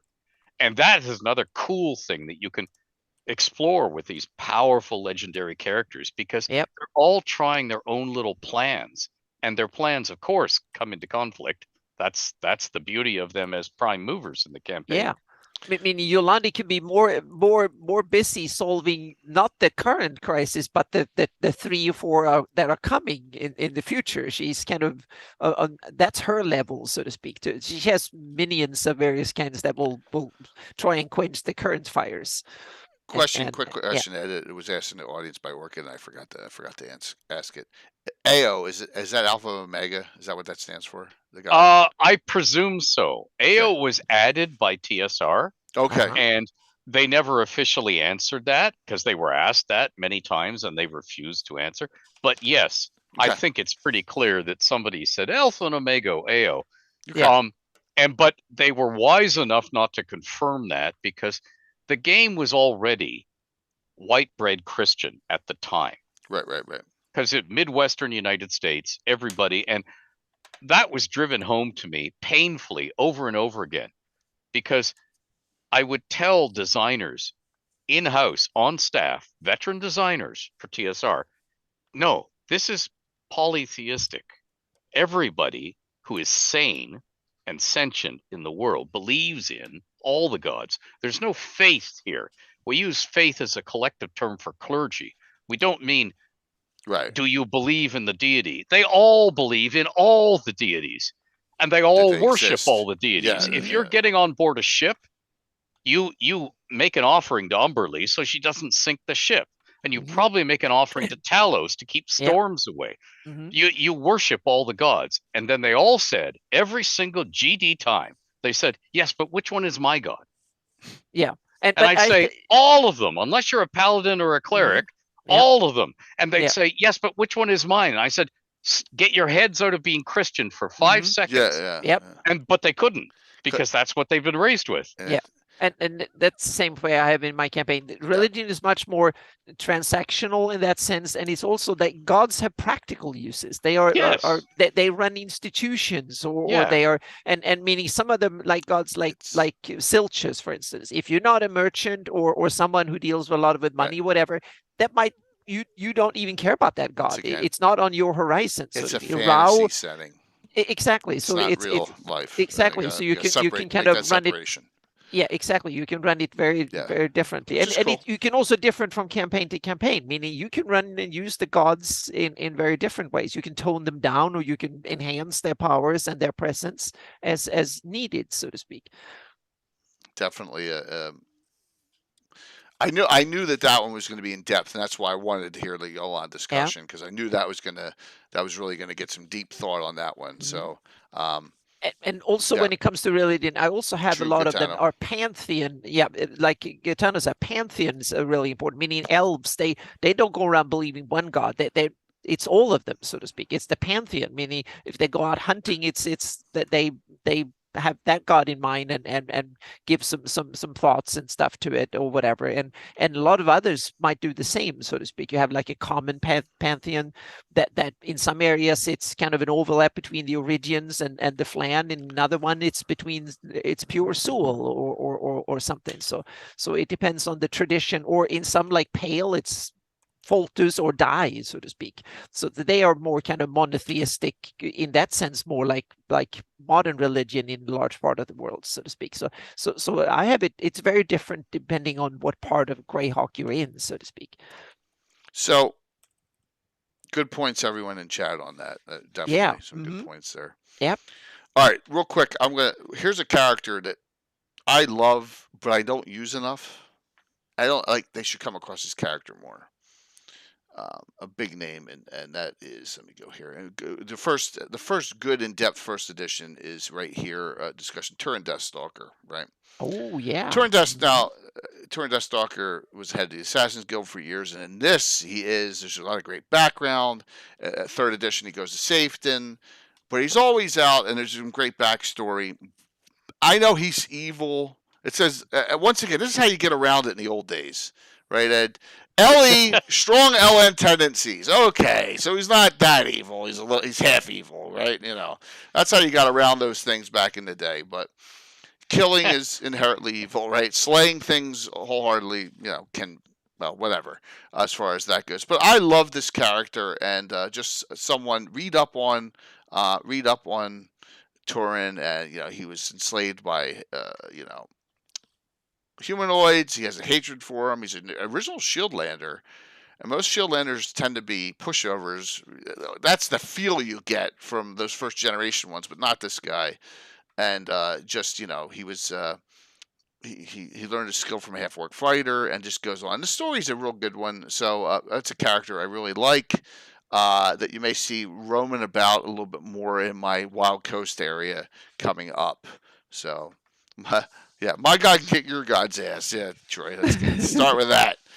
Because we don't have enough of god fighting and adventures and stuff. So, yeah, but that's one for me. I really love is Turin Deathstalker. So, Yeah. I'm reminded of that came up in a long ago dragon meeting. When we had dragon meetings at Gen Cons, they were drinking sessions at pubs. And somebody said, "My god can kick your god's ass," and my response in character is, "Yes, but why, mortal? Why would he bother? We're gods. We don't have to descend to mortal things." And whereupon he said, "So what do you do on Friday nights?" Oh,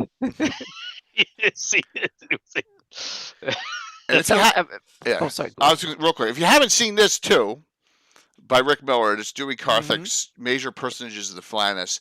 This goes through and really gives you a synopsis of a lot of NPCs. Do you have a link to that? I don't, but I will figure out a way to get it to everyone who wants it. Yeah, good. Yep. Yeah, it's not that big of a PDF, so I can easily just put it in your personal Discord.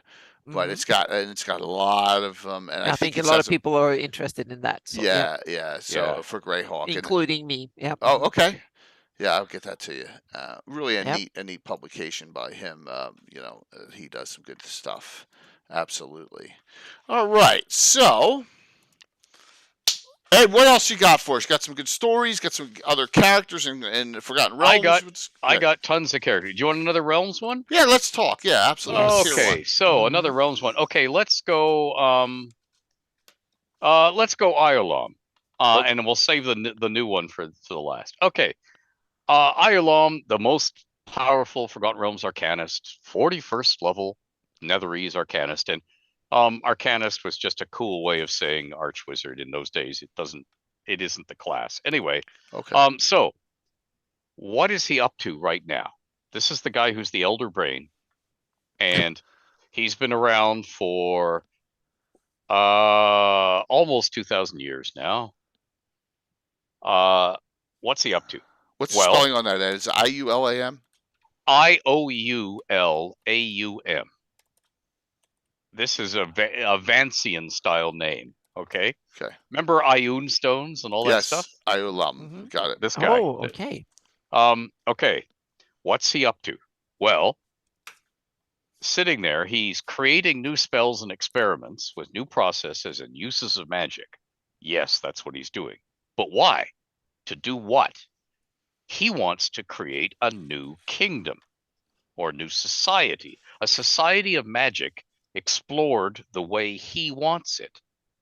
He has nothing but contempt for what Zastam has wrought in Thay, or how Larlock and the Srinshi and the elves on Evermeet have, quote, wasted, unquote, their power, or how the dragon kings of Murgom lays away their days, and he thinks that the Hell Ruins chose the weakest, most indolent road of all. He is going to do it right. But what the heck does that mean? Well, he doesn't know yet, which is why he's staying so quiet. He's building an ever larger arsenal of new spells and items, and he's exploring ways of linking them like strings of firecrackers. So setting off one then triggers another, and then another, and then another. And these are not just strings of blast them battle spells, boom, bam, boom. But they're also sequences of spells that when you blast this, you also awaken that over there across the world. And then you open a vault here to leave something discoverable.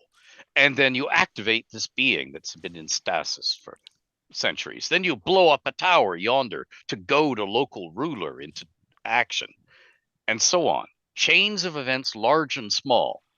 Not just boom, boom, boom, boom, boom effects, but those two. Ta-da! I gotta Awesome. ask. Yeah. He is the Elder Brain. Yes. He is the Elder Brain now. He was a human. Okay, I have to ask this because I remember in the Gold Box games, was it Mind Flayers? What was it or something? All rubbing the Elder Brain. That's him. Yes. Yep. Okay. He's one of the Elder Brains. There are many Elder Brains. Almost every large, sizable Mind Flayer city has an Elder Brain squatting at the center of it, like a queen bee. Okay. Yeah, exactly. They're like ants or bees or something. Very cool. They live around All right, a central creature. I want to take this question from Savage Baron. When humans or other shorter-lived races become undead or immortal, would they start acting in more long-term or continue the breakneck speed of the younger races? Good question. They start at breakneck speed because they don't know any other speed to work at. And then what they change into, if they change, depends on what happens to them. Do they get thwarted right away, continuously? And then they'll never stop that fast pace because they'll feel like they're falling behind. They sacrifice their life, for goodness sake, or they're being alive. They're living. Their chance to fully savor all the sensual pleasures. And again, I mean that in the wider sense, not sex. I mean the sensual pleasures. They sacrifice some of that to become undead. What for? If they, and then, but if they encounter some successes by the long game, just what Anna was so wonderfully describing when she was talking about Yolanda, that's running the long game. Yeah. Thinking ahead. True. Yeah. And if they achieve success with that, then good, it's working. I've got the reward of changing my essential nature. Good.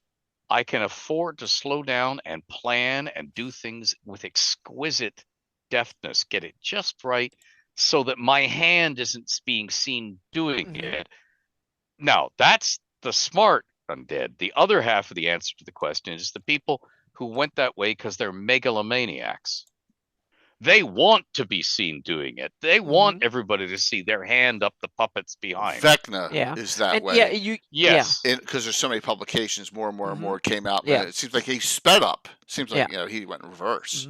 And you can also differ between the different types of undeads. You can have truly free will undeads like vampires and liches and stuff that keeps their full intellect powers and their thinking abilities and could really bring their whole intellect and all that thinking through to the other side, so to speak. And then you can have other like ghouls and stuff who just becomes obsessed with feeding or whatever, and that most of the intellect and all the higher brain functions, so to speak, disappear and you cannot lose them.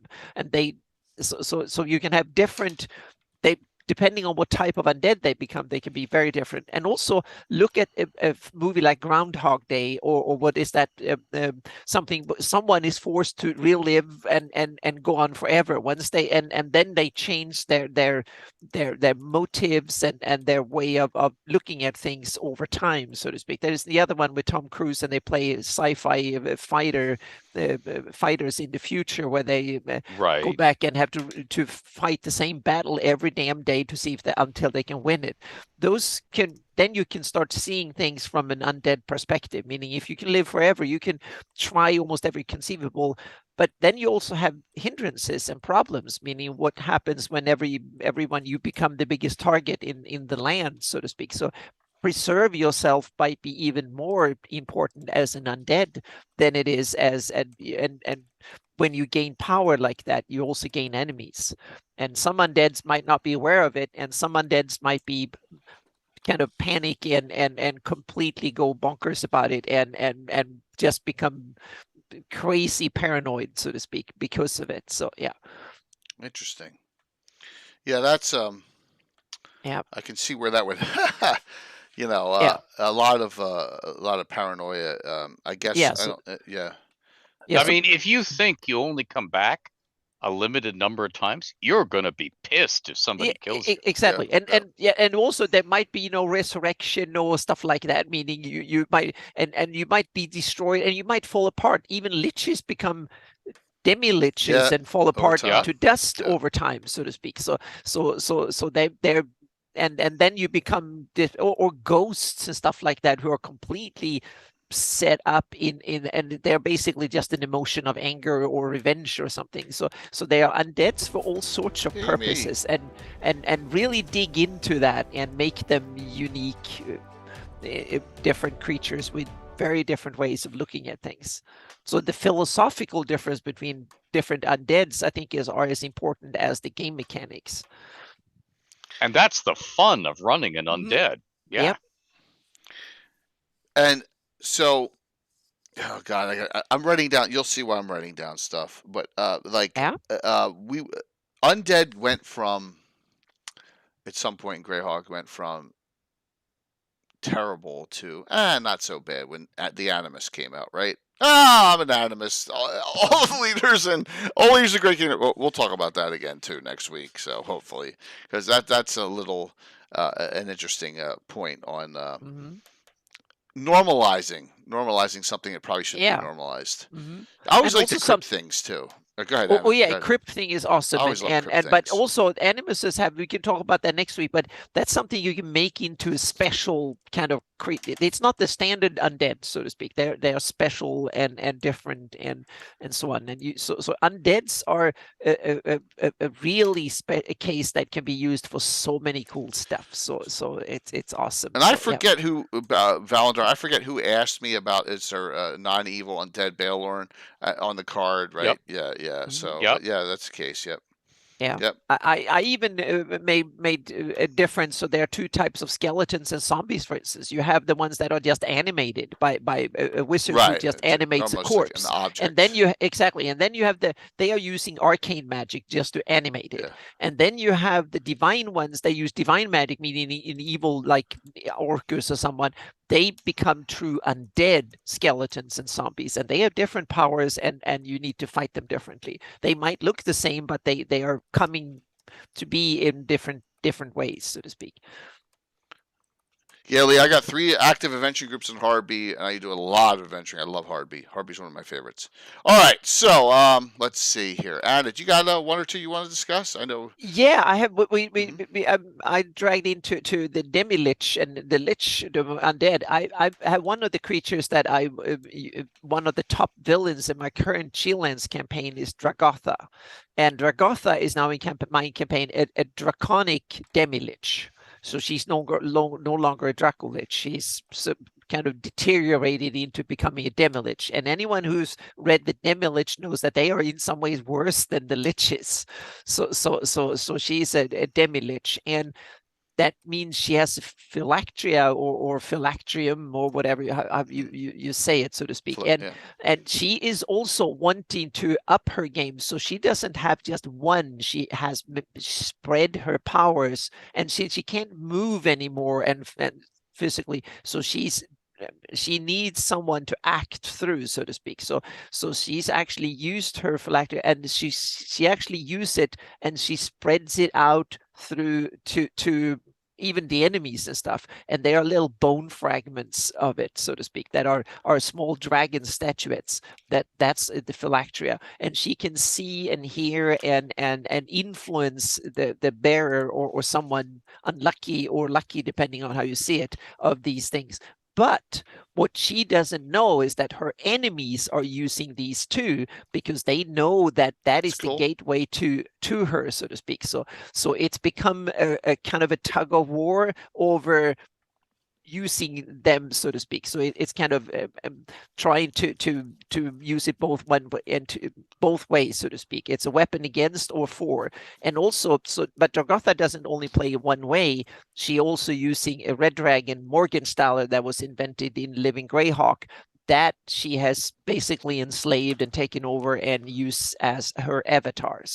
So she has multiple ways of getting to wield power, so to speak, and she's really trying to be a big power. But now she has big enemies too, so to speak. So it's a struggle between, and the characters are caught up in it, and they have one of these little phylacteria that causes both mayhem and interesting. That was part of the dream sequence. Dragotha wanted to test them and see how susceptible they were. So when they fell asleep, she basically took her desires, because she gets power when she can send people into her dreamscape, so to speak. She can live out her instincts and her memories, and that way she can stay vital by getting people scared of her and stuff. So she brings creators into her dream realm, so to speak, and go bonkers. So it was a 2-3 session long dream sequence before the players actually found out that it was a dream, so to speak.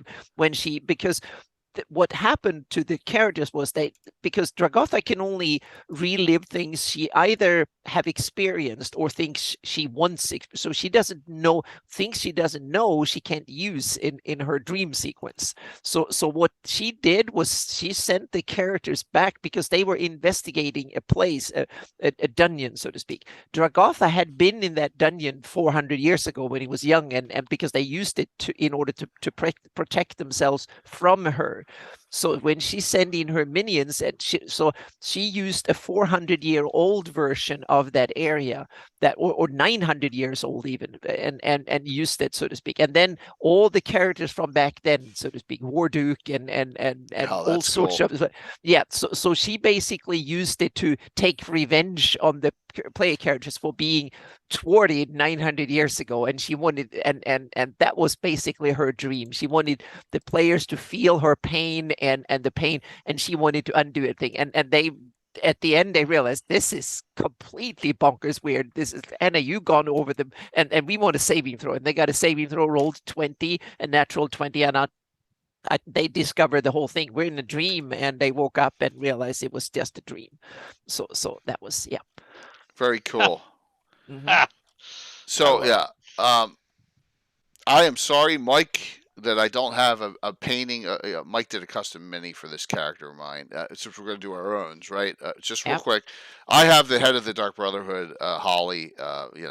Cleric, and you're gonna like this, Ed. I have Leviathan in my campaign. All right. I love Leviathan. Whips and chains, yes. baby. Whips and chains. Yes, Mike. My apology, but this is a portrait workshop of her. She's getting a little older. She has that cat of nine tails, and just inflicts a lot of pain. But she's all in white, and she's very pristine looking. But they are worshippers of a couple evil of the Finnish deities. Because remember, back in 1980, I didn't have Greyhawk deities at all. Exactly. You started so early. I started Deities and Demigods book. Woohoo! Yeah. Mm-hmm. So Mike, it's not on my computer. It's on. Remember, this is a brand new PC. It's on my downstairs PC. Any pics I have of it, I did a search. It's not on here, but I had the Portrait Workshop one. So my apologies. Or I'd show the mini. Absolutely. But just to give you 16th level cleric and those spells, and you have some of them in here, if I recall. Is that correct? Are there Leviathan spells in here? Person of Faithful? Yep. Yeah. The Tome of Lash of Leviathan, 44. Let me see if I can bring this up here. So we can show some of Ed's or whoever did these work. Person of Faithful. I know I have the PDF right here, and that's a great thing to tie in some of the work that Ed's done. I don't see it. Yeah. Damn. I thought I had it on. I thought I brought it up. J. All right, page 44. I'll just have to discuss. Page 44, Prayers of the Faithful. We got some great, and listen to some of these spells. Body Blades, 2nd level. Ooh. Sacred Strike, 4th level. Loving Pain, 5th level. Wailing Whips, 5th level. All in this book. Yeah. Loving Pain. How did you get away with getting that one in there? Well, you see, here's the thing. By then, these guys had a tiger by the tail.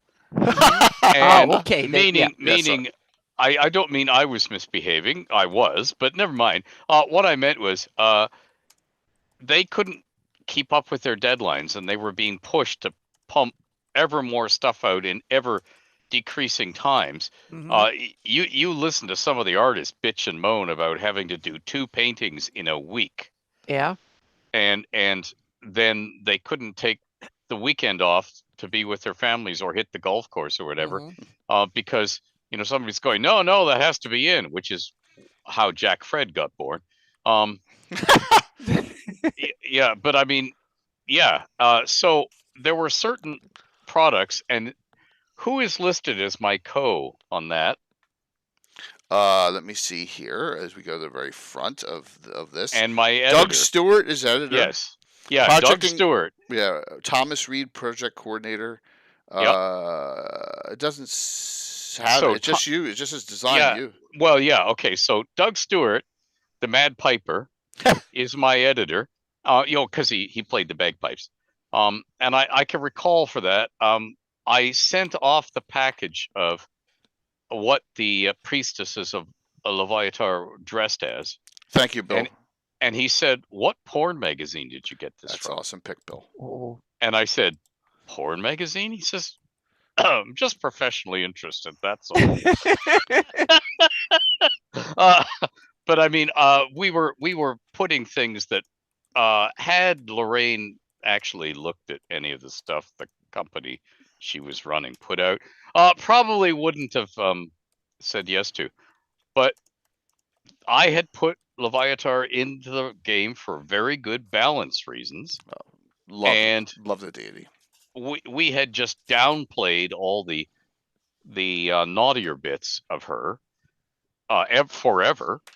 I mean, we never in any of the novels put in a detailed ritual of Leviatar, which I could have. But I mean, yeah, the idea as a designer, the idea is to dance along the line of titillation without ever getting specific. And it's almost a fun design challenge. Never getting explicit. And this spell's not bad. It says it heals, it causes intense pain while doing so, forcing a system shock roll on the recipient, and preventing that from doing anything but convulsing, crying out, and writhing about uncontrollably for 1d3 rounds. Yeah. Yeah. It's nice. It's nice to. It's fun.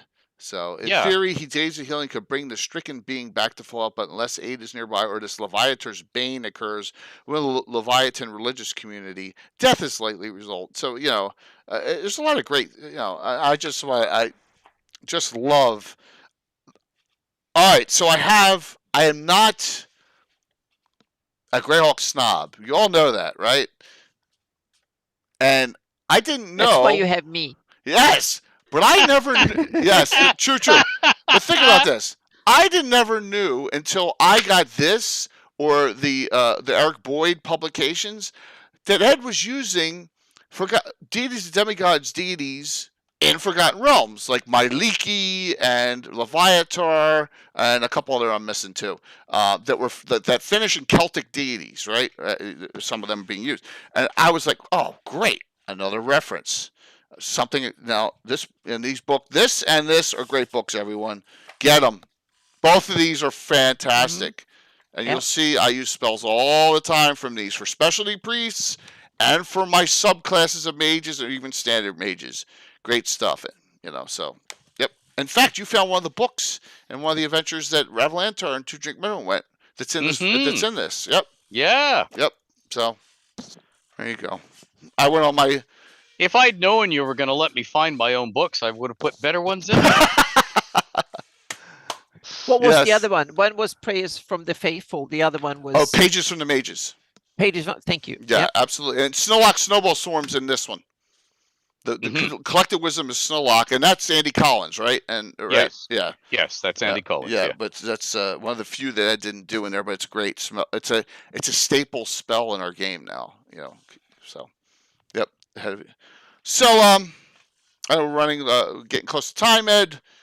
What else you got for us? We are? That's all right. We can run over a little bit if you're okay. I got tons of stuff. Good. Let's roll. Hey, we can go over it tonight if you're okay with it. Anna's okay with it. The audience is okay with it. Problem. Sure. Yep. Okay, so let's go Greyhawk again. Okay. And what have we done? We've done Yoland. We've done The Elder Brain. Cost we haven't done yet. And we then- haven't did you done say Cost, Kellan? and Lashana. Lashana. Oh, yes. Let's do Lashana because Yeah. oh, wait a minute. Because Dragotha is in there, of course. Mhm. So Uh-oh. Yep. Lashana is a silver dragon vampire and the highest ranking cleric of the god Kyos, and was slain by Dragotha. But the dark god resurrected her as a vampire, and she declares herself the bride of Kyos, the wife of Kyos. So we know where she is. She's living in Red Hand in the Bandit Kingdom, and she is using the guise of a beautiful elven woman. And if you're running Age of Worms, the campaign, there she is. So my rhetorical questions are, what is her plan B if things go wrong? Because her plan A is to usher in the Age of Worms, and then the god comes to the mortal setting. She marries the god, and she's queen of the world. But what's her plan B if things go wrong? How is she going to overcome Dragotha and safeguard Kyos by building a second chance if he's foiled in ushering in the Age of Worms? So here's where we have something that is really deployable. I see Lashana as acting under secret and explicit commands from the god that he gave her when he resurrected her. He brought her back as vampire, and here's what you're going to do for me. So she is to prepare several backup future host bodies for Kyos, so he can walk the world when the Age of Worm comes. Larvae bodies, if you will. And she has to hide these bodies, well guarded with traps and stasis-held guardian monsters in widely separated locations that she has to check on from time to time. The bride part of Lashana's relationship with Kyos is an unholy union. See how delicately I put that? An unholy union with him, in which she's impregnated with some of his divine essence that she carries to one of these host bodies, and then she embraces the host body in a spell ritual that she conducts that passes the spark of divinity into the backup host body. I see her own body as being slowly burned out from within by the divine fire that she's carrying. So she's in agony, and she's also in a hurry to be rid of the essence, which I see as a crawling black fire. So she has to do this for each backup body, and Kyos wants at least 3 such bodies at all times. So if there are 3 intact, guarded, and hidden bodies scattered across Greyhawk, Lashana is busy making a 4th. PC adventurers would be ideal for her as a source of healthy, superior skills host bodies for Kyos. And as agents, she can compel and control, with magical curses perhaps, to work against or even destroy Dragotha. So she doesn't have to personally move against Dragotha, because she lost against Dragotha the first time. She doesn't want to go up against Dragotha again. And if anyone comes after her, after Lashana, they must fight their way through Red Hand, only to discover that she's been watching their progress all the way, and she just takes herself elsewhere at the last moment magically. So they fought all that way for nothing. This is so cool because that's I love another that NPC. Yeah, the NPC that I have on the fringes of my campaign, and she will probably not be directly involved, but it's part of this power struggle between Ayuz and Dragotha, because Dragotha lives in Ayuz's front yard, so to speak, and Ayuz both loves it and hates it. It's very useful to have another evil thing living in the front yard because it scares off all the other good people around, so to speak. But it's also bad because Dragotha will take no orders from Ayuz. So she's an asset, and she's also a major problem all at once. And that's why and Ayuz, because Prince Siege is an underling to Ayuz that she's partnered up with in Alhaster. So that means that Ayuz has a strong kind of interest in it, and since she is an enemy of Dragotha, that means that she can be useful for Ayuz, and Dragotha, Lashana also thinks that it might be possible because Ayuz might help her get rid of Kyus in a way and be part of the plan B, so to speak. And so she's kind of open for negotiating some other way or be illoyal or something. So you never know what allegiance might survive, who might backstab who, and stuff like that. And poor little Prince Siege, who was originally a Hextorian stooge on orders from the Great Kingdom as being an outpost there in my campaign to further the power of Rossi's and the Nine Hells. So it's really complicated. It's a lot of evils trying to backstab each other, and I don't know. No one knows, not including me, because I make die rolls to see who backstabs who when, so to speak. So we'll see what happens. But yeah, so that's awesome, and thank you. You added more kind of cool details to the story here. Yeah. So something incarnate. I think that had a lot of story. There's a lot of story leeway with spells turning someone into a vampire, spells unturning someone into a vampire, just based on, a lot of that is based on the plot line, or how powerful. I think it's okay. It's okay. And there's a lot of that in games that don't follow the rules. But that's the great thing about D&D. Yeah. Because what are the rules, right? You can make your own rules. Yeah, you can That's make your the own thing. rules. Yep. Yeah, the problem is that then you have to take responsibility for them too when things go yes, in your game. That's the downside. Yep. You're going to want to watch next Sunday night. Trust me. You guys are tempting. Everyone's tempting me with spilling the beans early. All right. Oh you know what? But soon. I'm going to do it now. There's 116 people on. Okay. We're going to do it right now. Ed, you're going to love this. All right, you ready? You ready? Yep. This is next Sunday night's Gabbin, the topic of all topics. Are you ready? 10 things I hate about Greyhawk. Okay? In a fun way. We're going to discuss all the bugaboos I have about the Greyhawk setting. It could be a lot of fun, or it could be a disaster. All right? Yeah, you like that? So that was Josh Pop's idea.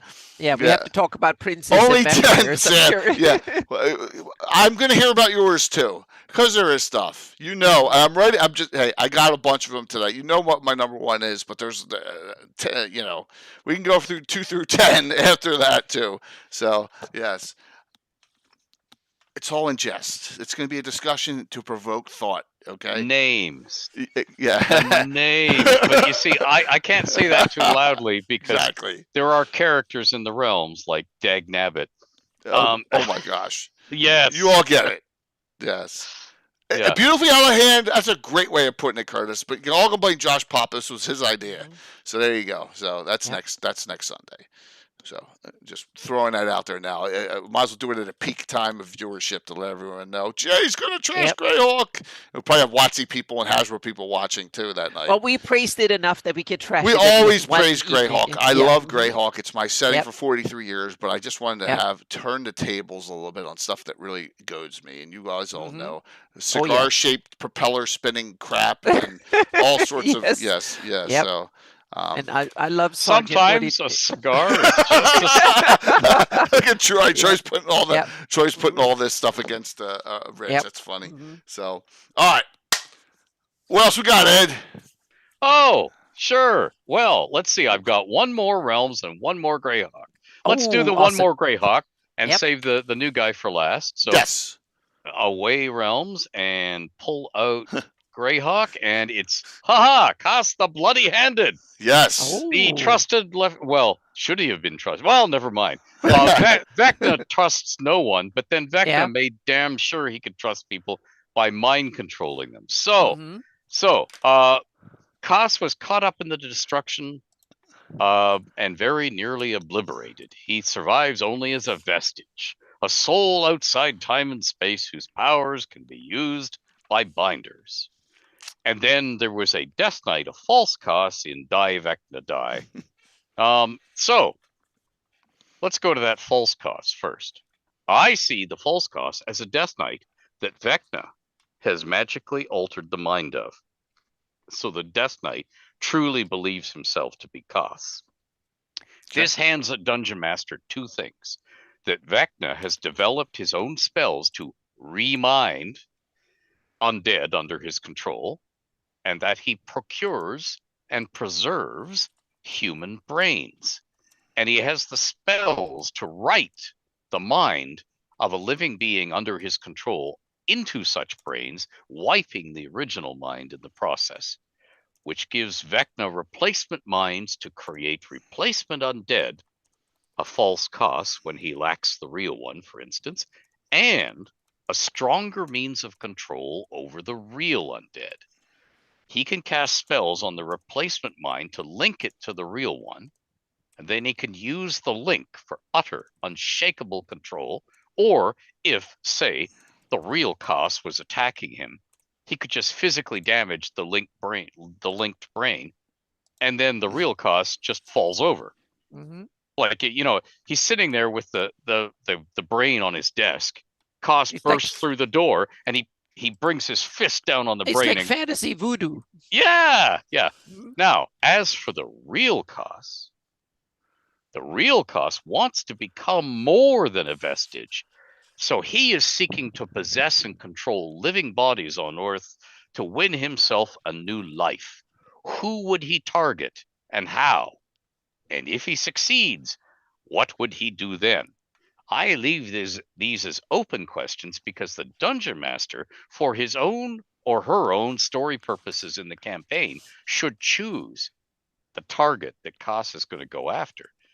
And Koss should, of course, succeed off stage without any of us seeing it, and just trying to figure out what the heck is going on when this real being that Koss has taken over starts behaving in an odd manner. Because Koss is now getting them to do stuff, and the poor player characters are going, why is the king suddenly our enemy? Or why is the king who was our enemy now want to go to bed with us? What did we do? Do we smell different? And you can just have fun from there. And of course, as Anna described, when saving throw to figure out that something is not what it seems, how far will it go before player characters go, wait a minute? Yeah. Mm-hmm. Yeah. And that means as a DM, you should do it gradually, so it's not obvious from the get-go, so to speak. So ease into it, and then see when your players get uncomfortable, so to speak. Yes. Yeah. So Excellent. there you go. Excellent. Yep. Great. You see, what I'm trying to do is look at all of these existing legendary characters and not ruin them by saying something absolute like so-and-so is this. Right. I'm giving you options. Here's one thing you could do. Yeah. Without ruining the character just off the top of it. They'll be ruined when the player characters get to them, but that's different. Right. So I have a feeling, History Prof, on a sidebar here, I will forever be a DM. I don't care who owns the license to the term DM. No, but I try to use GM more and more. I'm always using Dungeon Master. Sorry. I've been using it since I was 12 years old. Yep. Ed's probably been using it since he was 1974 or 5, so you don't care. Yeah. We're DMs. We're DMs. I appreciate the thought process there, but I'm a DM. Yeah. I never publish it. So, all right. Great one there. And I appreciate the work you did for all those, because I know that I could not do that in reverse. I couldn't pick someone in Forgotten Realms and do it in reverse. I mean, I could take the Harper's book and look at it and go, okay, well, maybe after the fact, this person goes and does this, but I couldn't do it, off the top of my head, or whatever. I have to do some severe research, so I really appreciate that. But Jay, you didn't go through years of dealing with professional game designers at TSR going, hey, so this month it's going to be bendable hand puppets. What? Hey Ed, could you write it up and shove it in a FedEx thing, and we need it by tomorrow. Yes. Yeah. There's no time to research. There's no time to think. You just got to write it, do it, and get it out of the nest because they need it. Why they were doing everything at the last effing minute, that's another thing. Yeah. You need a game publisher run by elves. Yeah. Yes. Yep. A question for Ravalantar, real quick. Yes. What was your thoughts when that little shepherd's crook tried to strangle you the other night from behind? I thought to myself, What? Has Jay resurrected RPGA module? Oh. Yeah, I was just like, wow. So there you go. And I was thinking, well, he said it was going to be different and Looney Tunes. Yeah. He wasn't kidding. No.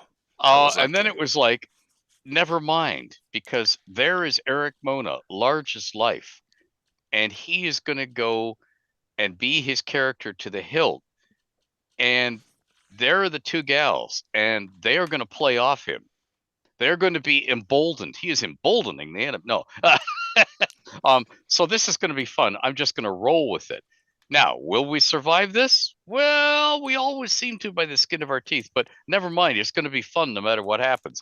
So I thought, okay, there's no way we're going to manage to get out of this. They are getting the drop on us because that's how the module has to proceed. Okay, so let's just roll with it and see what happens. Literally, that's what I was thinking. And then I was thinking, shut up, Ed, shut up. Stop thinking outside the game. Yeah. Enjoy the game. Just enjoy the craziness. Yes. Yeah. Metagaming. Yeah. Yeah, that's exactly what I was doing. And I was thinking, oh, well, okay, this is going to be fun. So, Savage, your question there is the answer is yes. I mean, if you kill off a deity, they're dead. I mean, there's dead gods in Forgotten Realms, right? But for me, yep, go ahead.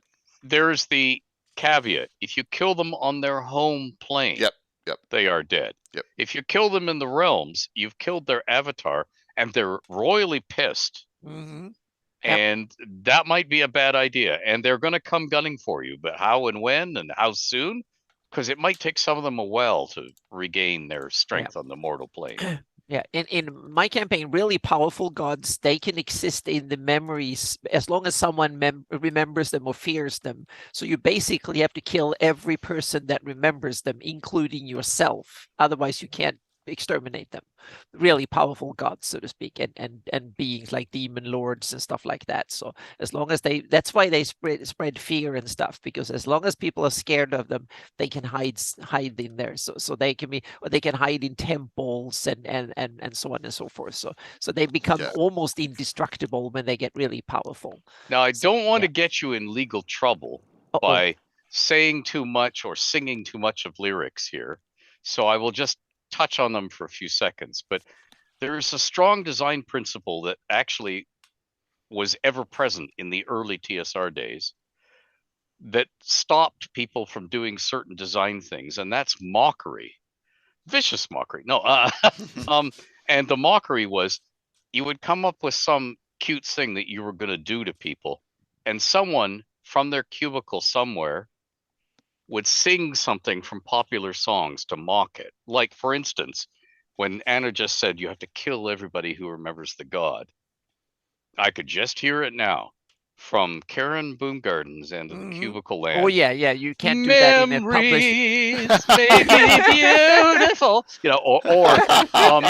and I used to do this during Lords of Waterdeep when we were playtesting Lords of Waterdeep, and I forgot and started doing it at conventions because to push Lords of Waterdeep when it first came out, Watsy was sending copies of Lords of Waterdeep, the box game. Oh, it's great. I have it. I'm looking at it. It's on my shelf somewhere right here. Yeah. I love that game. It's a great game. They'd send it to the convention if I was going to be a guest there, or Jeff Grubb or both of us were going to be guests.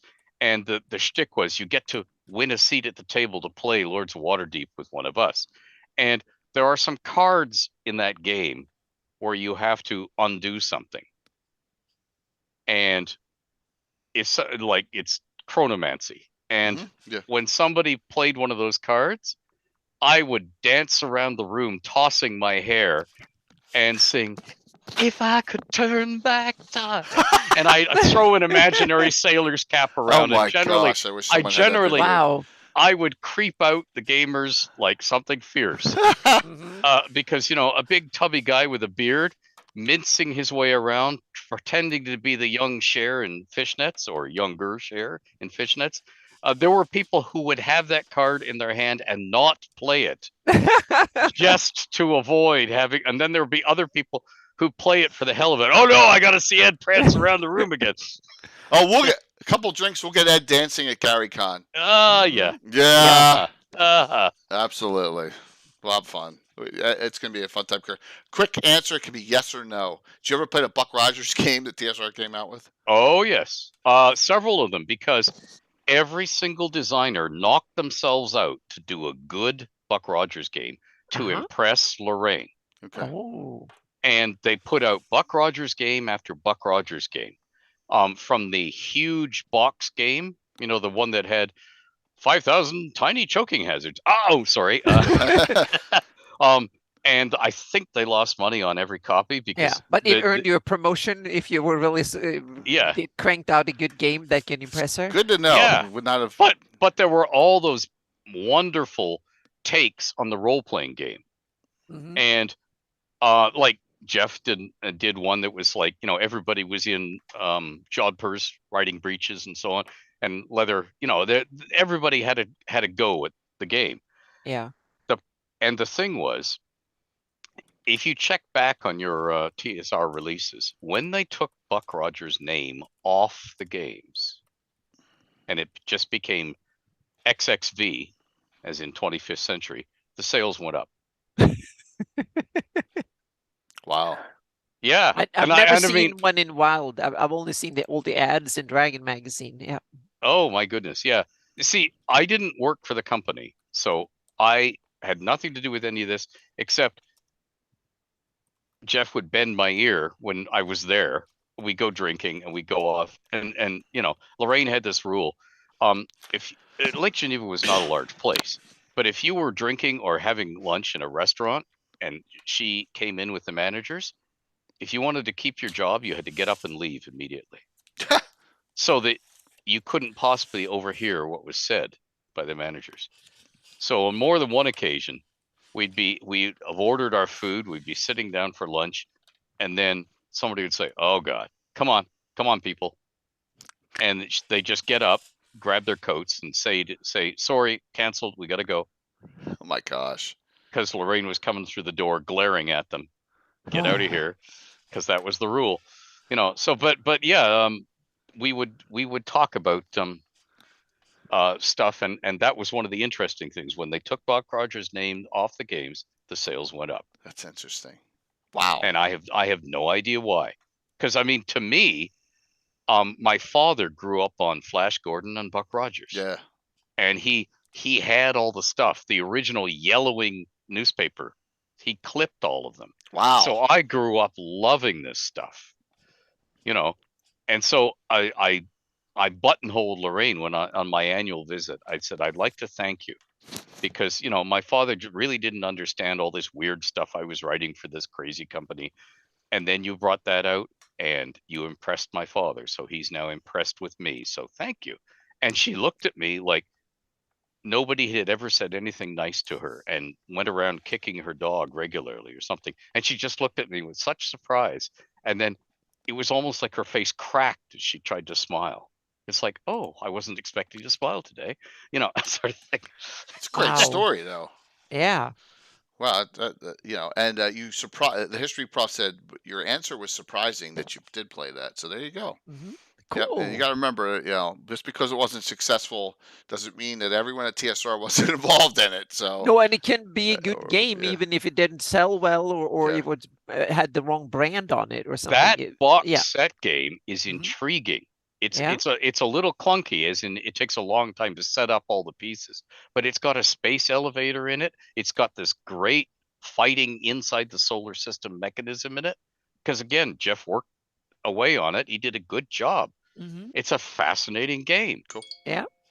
But some things were not meant to be, and Buck Rogers taking off one more time for the 3 generations after Buck Rogers had been hot was one of them. It was not meant to be for some crazy reason. Yeah. I don't know why. So, I know you have something new, brand Yes. spanking new. So, Okay, so the last character.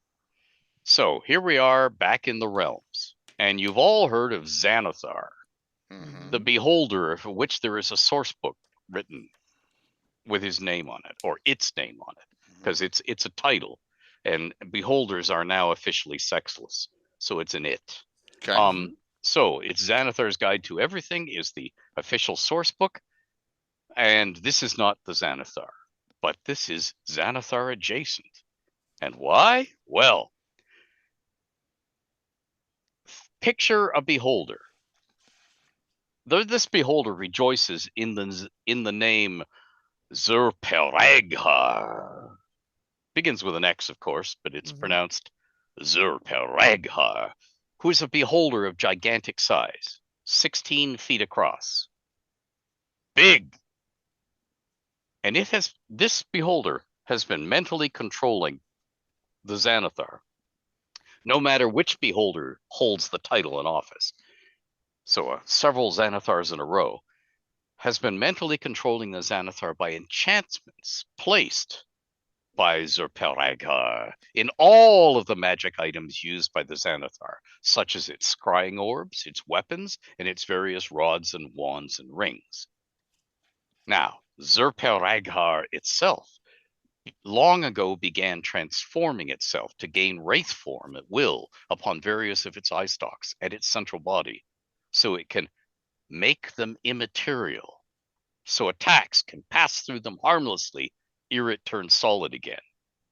So you fling your cloud of daggers, and it just goes zip, the cloud of daggers, and then it goes zip, and it's Almost like Duo Dimension. That's yeah. Like these face creatures and stuff. Well, yeah, so, phasing. yeah. Yep.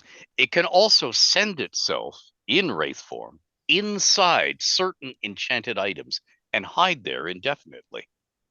Items.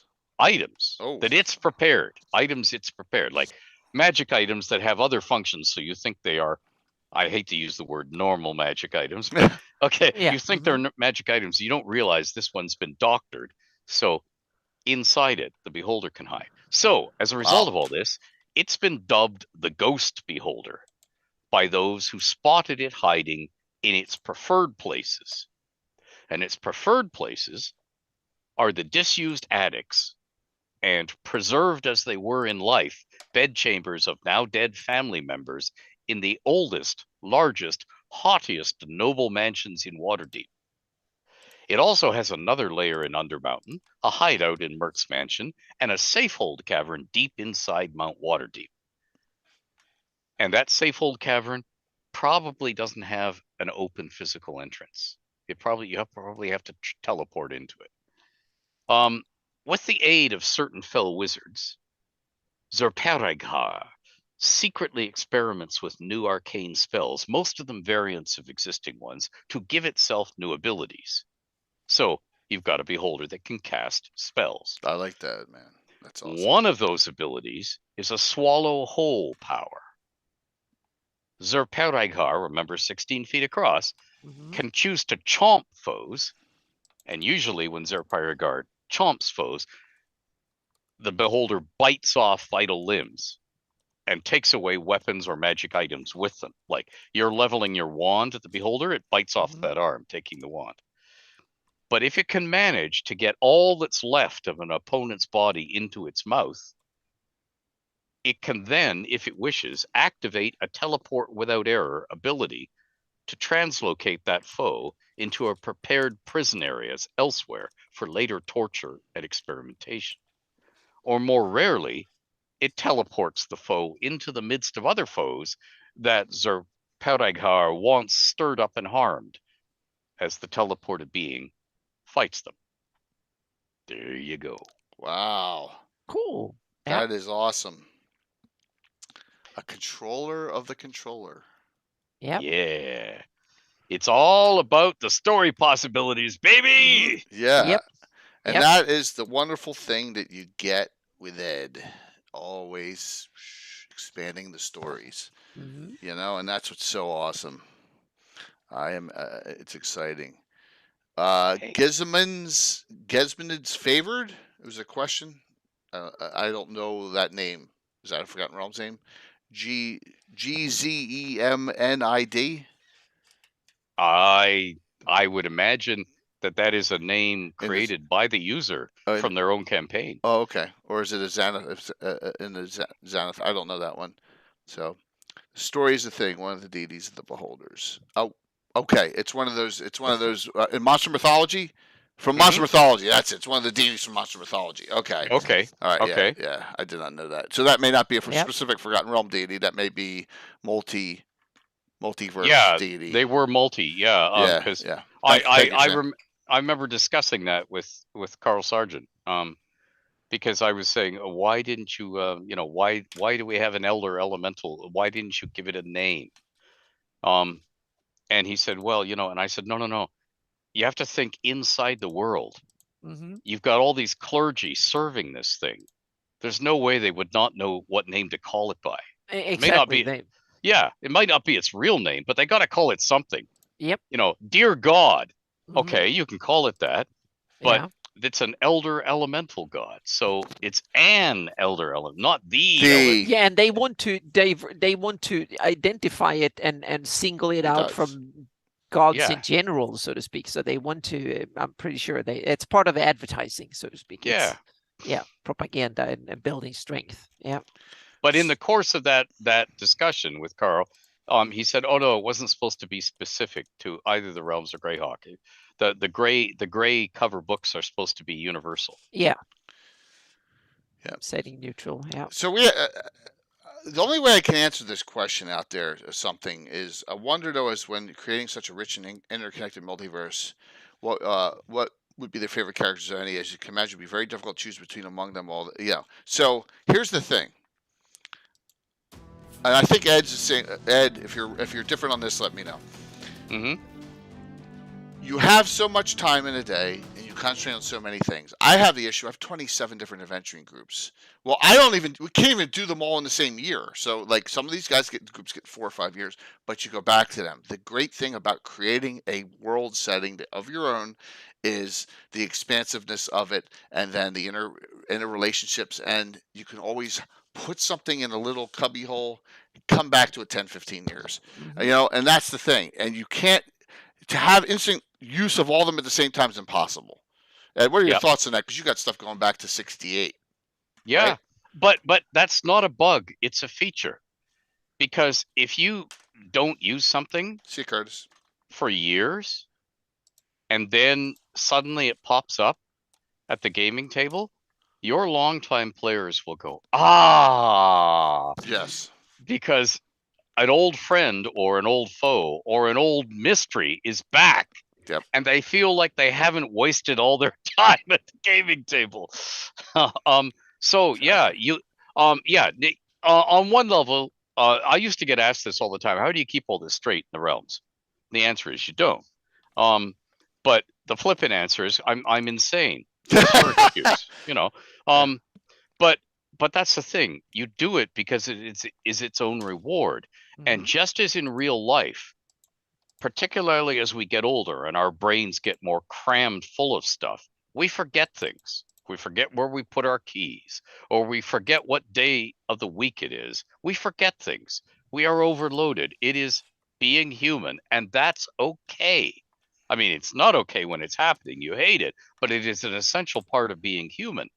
So it's okay if you have the same thing happen to you about your campaign. Um, be very, very happy that you managed to create something complicated enough that you can confuse yourself with it Mhm. and you can forget things. It is not a bug, it's a feature. It's a wonderful thing.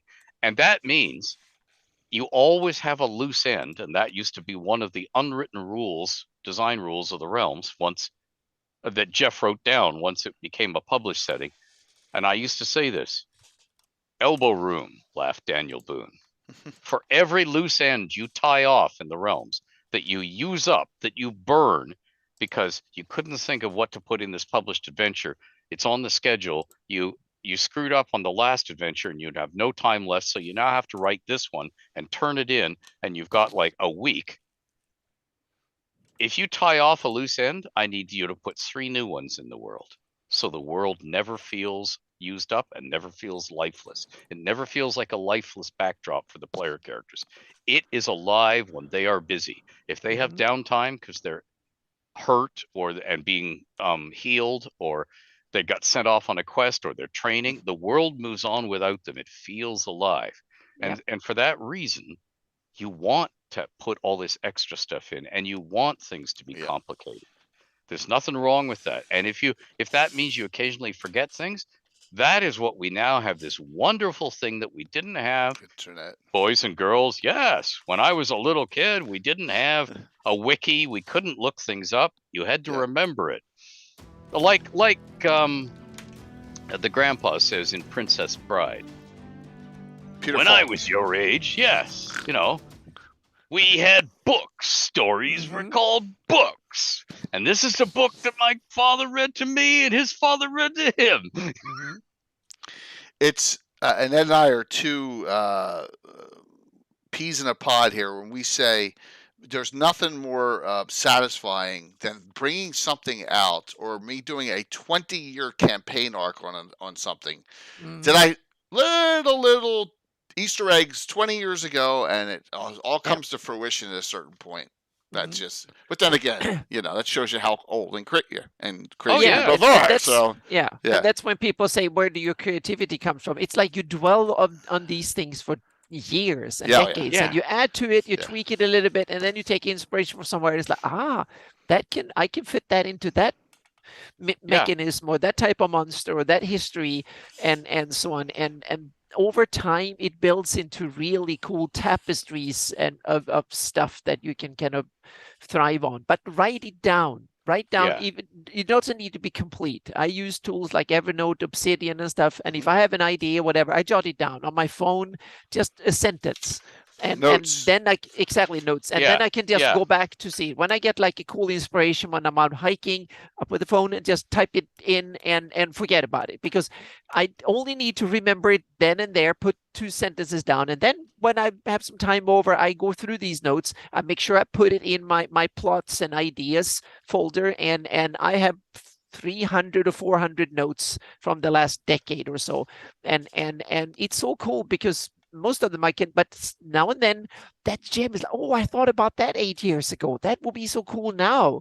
And I wrote down the idea about soul husks like 8 years ago, and when I read it, and now it's like, yes, and I used it on my campaign, and it's so I use the whole soul husks, and that was something I thought about when I used the evil 8 years ago, and I had my ideas on developing it, and then I used it again 8 years later. So And remember, when somebody says to you, when somebody asks, where do your ideas come from?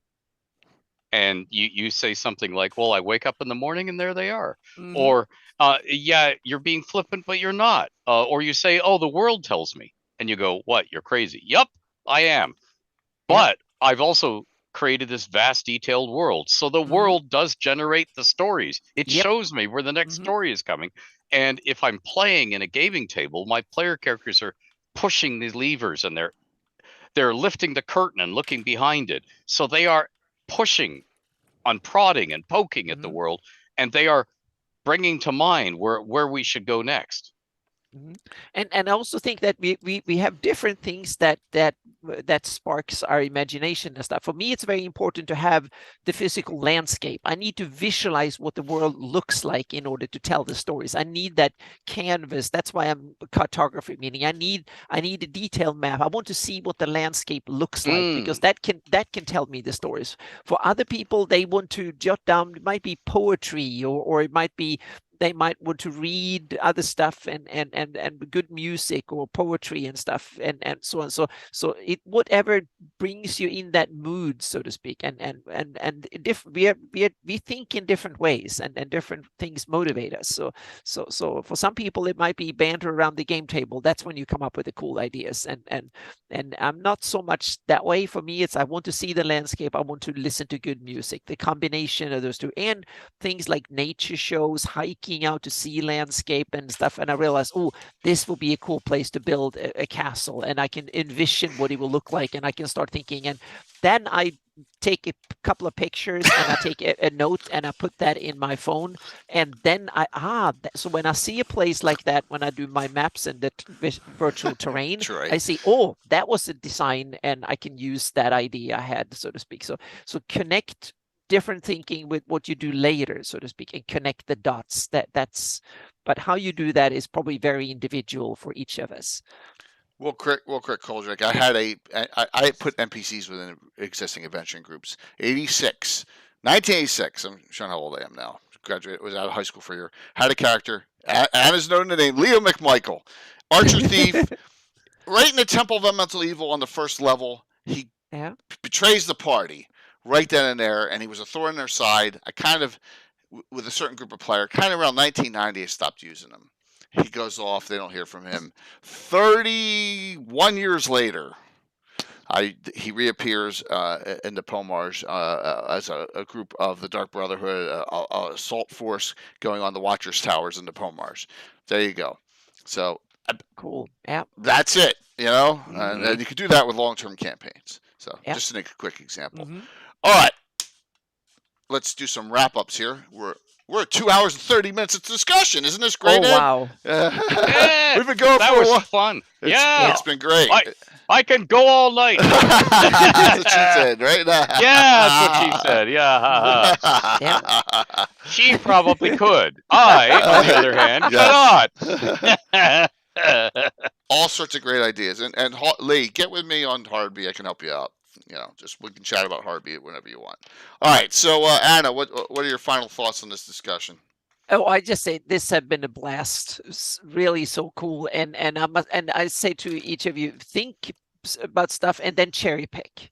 Meaning, take aspects and take whatever you want. Take the whole thing, or just take one thing. And even things you don't like is good to listen to and read about and stuff, because then you figure out what you don't want in your campaign, which can be equally important to figure out what you want in your campaign. So your reaction, so to speak, that gives inspiration. So yeah.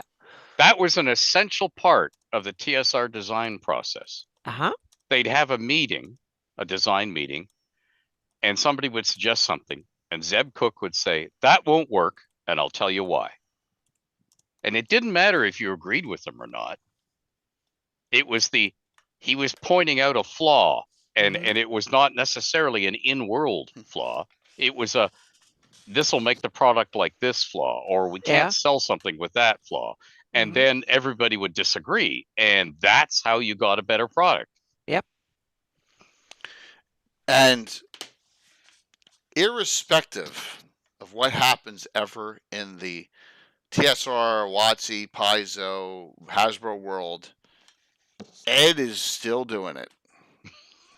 Outside of all that. I mean, you put out the Thay publication, right? Right?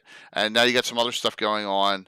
And that's the great thing about, and each of you as a DM or a player, it doesn't matter what the big overseers are doing in your game.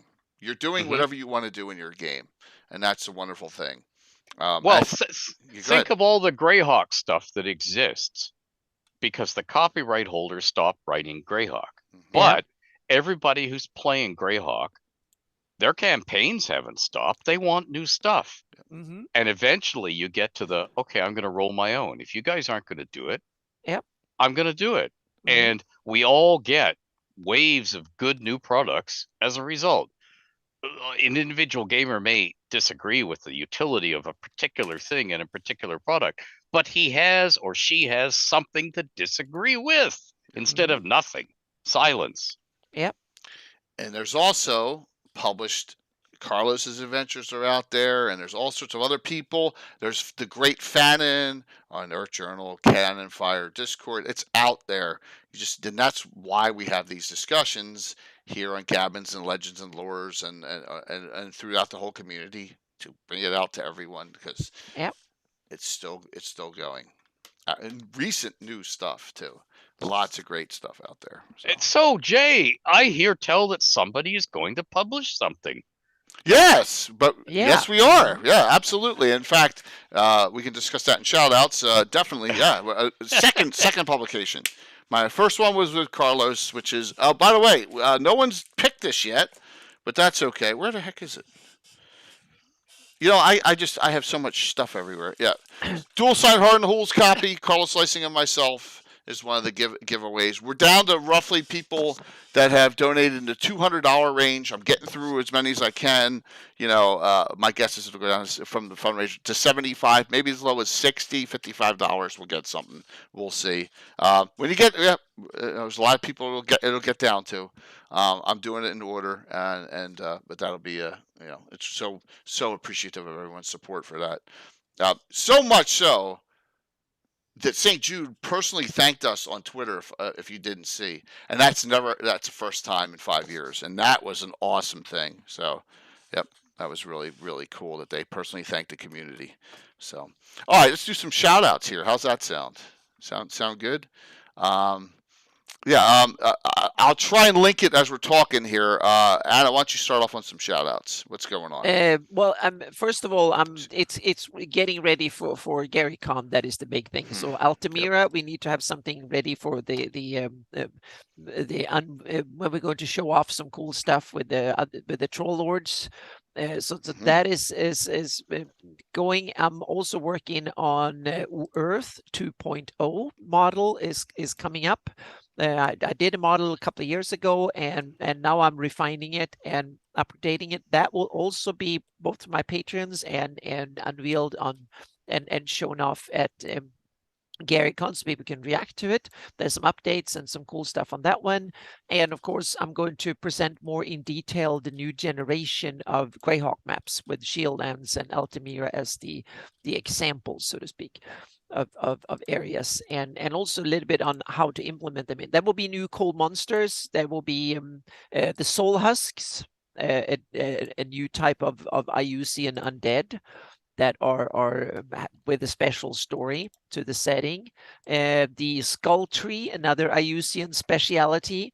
There's a lot of IUCNs, but because he's the main villain in my campaign. So it's the nasty stuff he has, so to speak. So those are a couple of the new monsters that are coming, and so it's pretty much that, and some little bit of more heraldry and stuff like that. So yeah.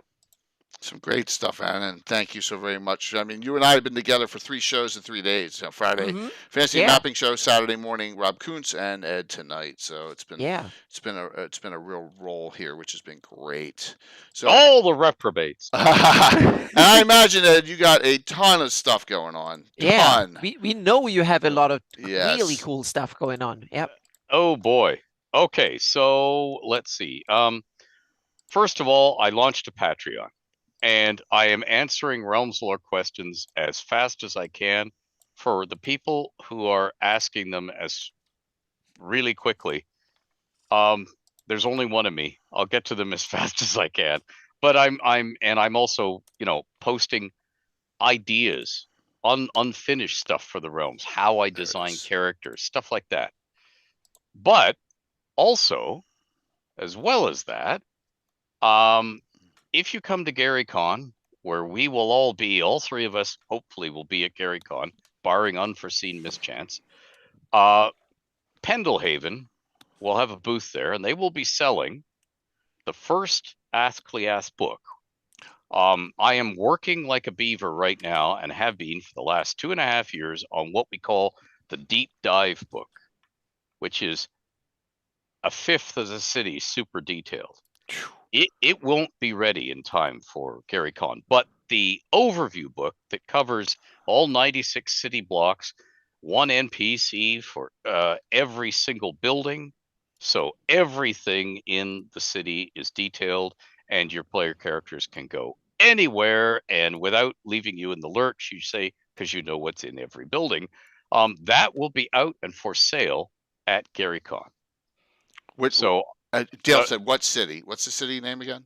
Ask Cleas. Now that by modern Gaelic speakers pronounce that differently. It would be Clea. It's Dublin. It's Viking ruled Dublin. The Vikings conquered Dublin in the 790s AD, and they hung on to the mid 800s before they were pushed out, and they were only pushed out to be kings of different coastal areas in what is now Ireland. But we are doing a fantasy version of Athcliath, the city of golden slaves, as Ragnarok comes down on the world. The Celtic twilight, the great darkness. The sun has vanished from the sky. All the crops have failed. Prices of food are soaring, and all the rich in the world are flocking to this one city. So the prices are rising, the real estate is going through the roof, and you are there. And this is going to be an evergreen city fantasy setting that we support for years to come with adventures and stuff. But we are going to assemble a box set and sell it at a discount, as in it will cost you less to buy the whole box set than to buy all the components separately. But at the beginning, we've only got we're finishing the components and rushing them out there as we get them rushed out. And the one that will be at GaryCon will be the overview book. And I have finished it. We've edited it together. We've gone through it, and you get, oh geez, I don't know how many pages. 400 odd pages of The everything. overview book, 400 pages. Yeah. Oh my. So yeah. So Ed, yeah. Awesome. Save me one. I'm gonna get there. Yeah. I mean, it's for D&D use. It's for gaming use. Any campaign. Any campaign. Like now, I mean, remember this is set in a fantasy version of a historical city. So there are no surnames. There are by names and son and daughter. Like we've all heard of people named Magnuson. That's son of Magnus. Okay. I was thinking Ratic in Greyhawk. Or yes. something. Yep. Yes. Yeah. And in that way, you would have to file off the names if you didn't want that sort of setting, because semi-Nordic kind of would work there too. Yeah. And also the Hibernians, the Celts, the future Irish, they all use matronyms and patronyms too at this time. They are not surnames. So when people are referred to throughout the book, they may be listed as a full name, but then they're referred to by their first name, not their last name, because it isn't a surname. It's just a son or daughter name. It's a way of telling one Eric that's why you hear of Eric the Red. That was his by name. And most of the by names of that period are rude, like foul farter or ship chest, which means exactly what you think it means when you're talking about a woman. Okay. That most of the by names were not very polite, but that's the thing. If you want to set it in a fantasy setting, file off the names. And hey, I will publish lists of names on our website and stuff. You can just use them if you can't come up with names in a hurry. And you can use this city. You can steal a city block or 2 city blocks or the whole thing, and just, if you're in Waterdeep or if you're in the free city of Greyhawk and you don't have access to an expensive fully detailed map of the city yet, or you didn't expect the player characters to zig this way or zag that way, and you're suddenly there at the gates, just grab this and use it in your own home campaign. And you know how detailed it's going to be with Ed. Yeah, every building is detailed. Every building. So no longer can your player characters say, we're going to go over there. Or no longer can your player characters look at the published map on the sly, because they bought a copy themselves, and say, oh, don't bother with those buildings. There's no numbers on them. There's nothing there. And that can't happen. The whole thing is alive. And the one thing that we're debating right now is how much of the cabals, the secret societies, we can put into the launch product, which have to be saved for later. And if you've been following me on Twitter at the Edverse, I have been publishing news and rumors from Athcliath for 3 years now. Eventually, we will put out a book called Meanwhile in Athcliath, because that's what I start every tweet with. Meanwhile in Athcliath, we're going to put out a book of those, and they are a book full of adventure hooks. But that's for later.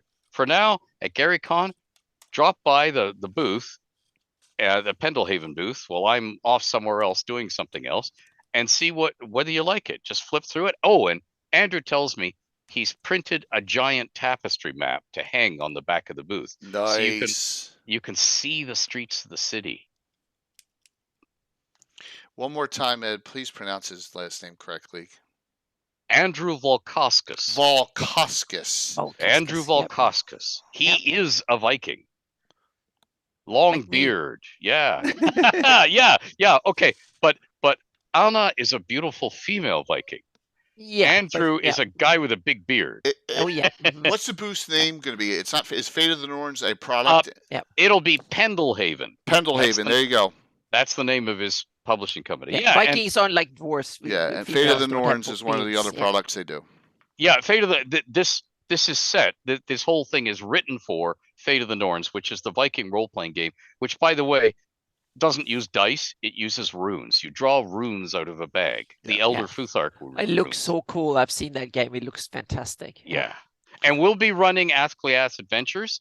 And don't worry, the cool thing about Fate of the Norns is you can play it 3 ways, 3 levels of complexity at the same table at the same time with each other. Wow. So if you don't know how to play the game and you're colorblind and can't read the colors of the runes, or you just don't want this level of complexity, don't worry about it.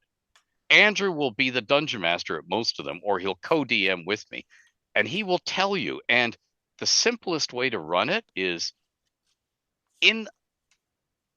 everybody has a bag that they draw runes out of, and you don't know what rune you're drawing until you draw it. And depending on what strength or level or development your character is, you get a different number of runes to draw. But the very simple way to play the game is anything you want to do that is a verb costs you a rune. So I get up from the table, that's 1 rune. I throw my axe the length of the room, that's 2 runes. And then I run and jump out the window, that's 3 runes. That now you're playing Fate of the Norns. That's how complicated it is. And we will use pre-gens, and Andrew will explain it. And I've watched him explain it to tables full of people who've never played role-playing games before, let alone, D&D only. And at first, they're very hesitant. And within 5 minutes, they've forgotten there are rules, and they're just playing the game. Because it's right back to old school D&D. What do you want to do this round? What do you want to do? And as Andrew always says, Vikings don't ask for permission, so you just say what you're going to do. And also note, Saturday morning from 9. This is Central Time. From 9 Central to 1 p.m. Central, the 2 Drink Minimum gets back together with 3 original members: Ed and Anna and Eric Mengi and Andrew Volkoskas will be taking Eric Boyd's place. Bill Meinhardt will be taking Tony Winslow-Brill's place because he has a fighter mage thief instead of Tony's fighter mage for this one adventure. We may have a 6th player who's a very special guest and very well-known person in the world. So if that happens, okay, so we're working on it. But we have 5 so far with that. Yep, it's some great stuff coming. And I'm really excited about that product. Seeing that would be fantastic. Oh, so am I, because I've been working on this for 3 years now, and I want it done. Yeah, I can imagine. Yeah, absolutely. We got a lot of wonderful stuff going on. Anything else you want to shout out, Ed? Oh, geez, there's so much stuff going on. I'm working on computer games. I'm not allowed to talk about those. If you are into watching live plays, I with Keith Baker, the creator of Eberron, and Elisa Teague, who is Geeky Pinup, and Tommy Gofton, who created a wonderful setting called Legacy of Mana. The actual world name is Emeria, but the game, the release book is Legacy of Mana. We went to Cambridge, Ontario, and we recorded in the studio 6 episodes of us. Elminster and Merrick's Decaneth from Eberron get pulled into this other world. They don't know why, but there's a rift, and monsters are coming through the rift. So they want to close the rift, and they want to get back to their own country.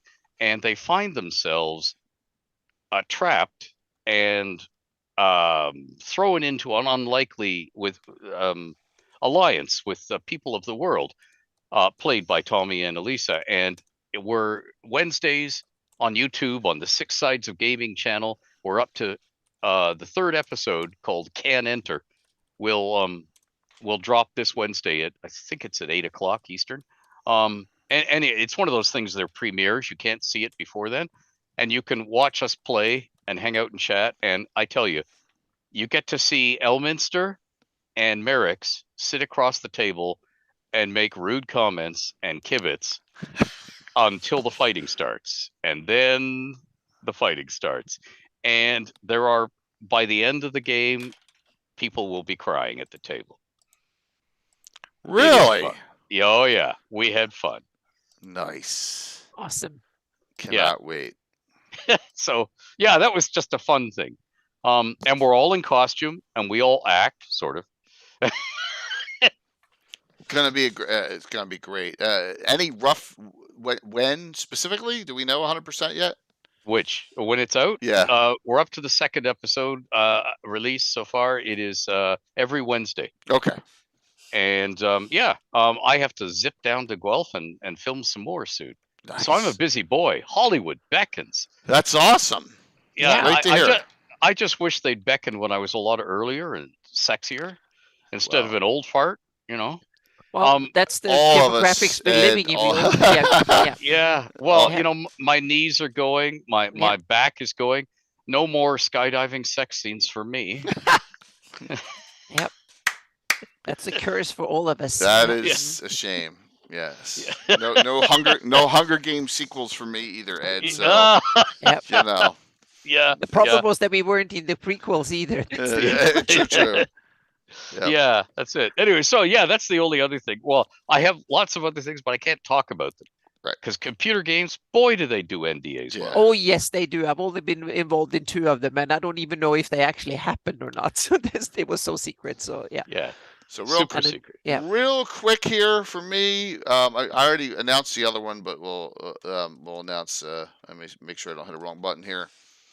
Wednesday night, we missed, Legends of the Lore. I was away for work, but this Wednesday we're going to do From Vestfleet to the High Vale. We're going to talk about that area, history, what's going on during certain eras, characters, locations, also who's there, baddies, all sorts of things. And it's such a wonderful area of the map. I have only 2 adventuring groups in the Vestfleet Forest, so yeah. We'll talk about that on Wednesday night. And then Thursday night, I don't have a banner up for it yet. The adventure's called The Race. It's going to tie into things I don't like to do or don't like. It's on the Pomarge, Principality York border with the First York Pathfinders there. And that may tie into a published source adventure that I'll run after it down the road. So I'll explain that as it goes. It's going to be a 2-weeker because Bill's not here. Week 3, Bill's going to be in Florida. And then next Sunday's Gabbin. So it'll only be Wednesday, Thursday, Sunday next week, a normal week. 10 Things I Hate About Greyhawk will be next Sunday night here. And then that'll finish up the week here. I doubt I'll have anything special next week. Got some family commitments after the last couple weeks. So, and that's what's going on. Let's do the giveaways, and we're going to raid into Little Bones. I know she's playing Stardew Valley, but who cares? And then stick around there, lurk if you can, and then she'll raid into Darling when she's done. All right. So, let me do the giveaways. Ed, Anna, what a great Ed, you love them both, right, Ed? They were both great last week. Yeah. So.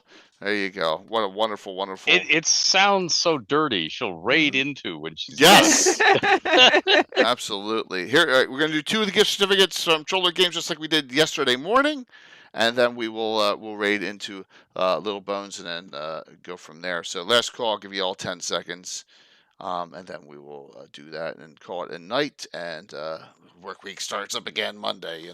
Yep. So, all right. Let me close this out. And unlike yesterday morning with Rob Kuntz, we haven't crashed.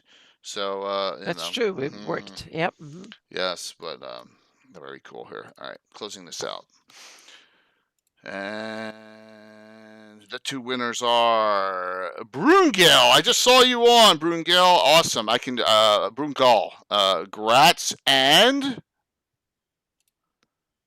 Rich Longitalis. Rigged. All right, there you go. Congratulations. There you go. Both go. Sit tight. Just say hello. Give her a follow. I know it. She's playing with Myriad, who's another member of Two Drink Minimum, and Ed has played in that crossover event with them. So it's all, we keep it all in the family here. Thank you all so very much. I'll send those out shortly. I am getting through all the fundraiser sponsor giveaways, but I got to go in order, so it's slow.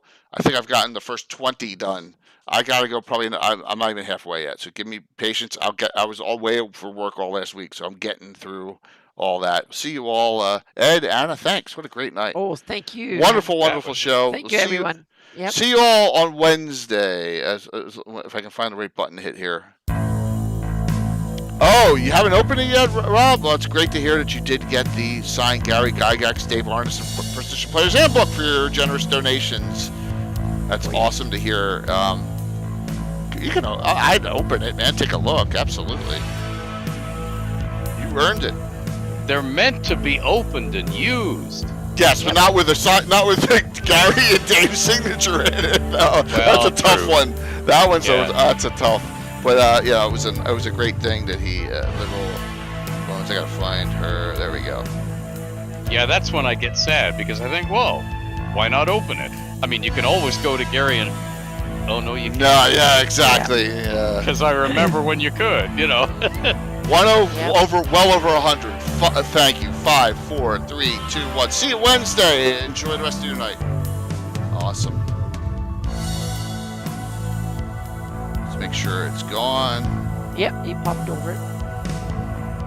Make sure she's good. I'm not so sure about that part, but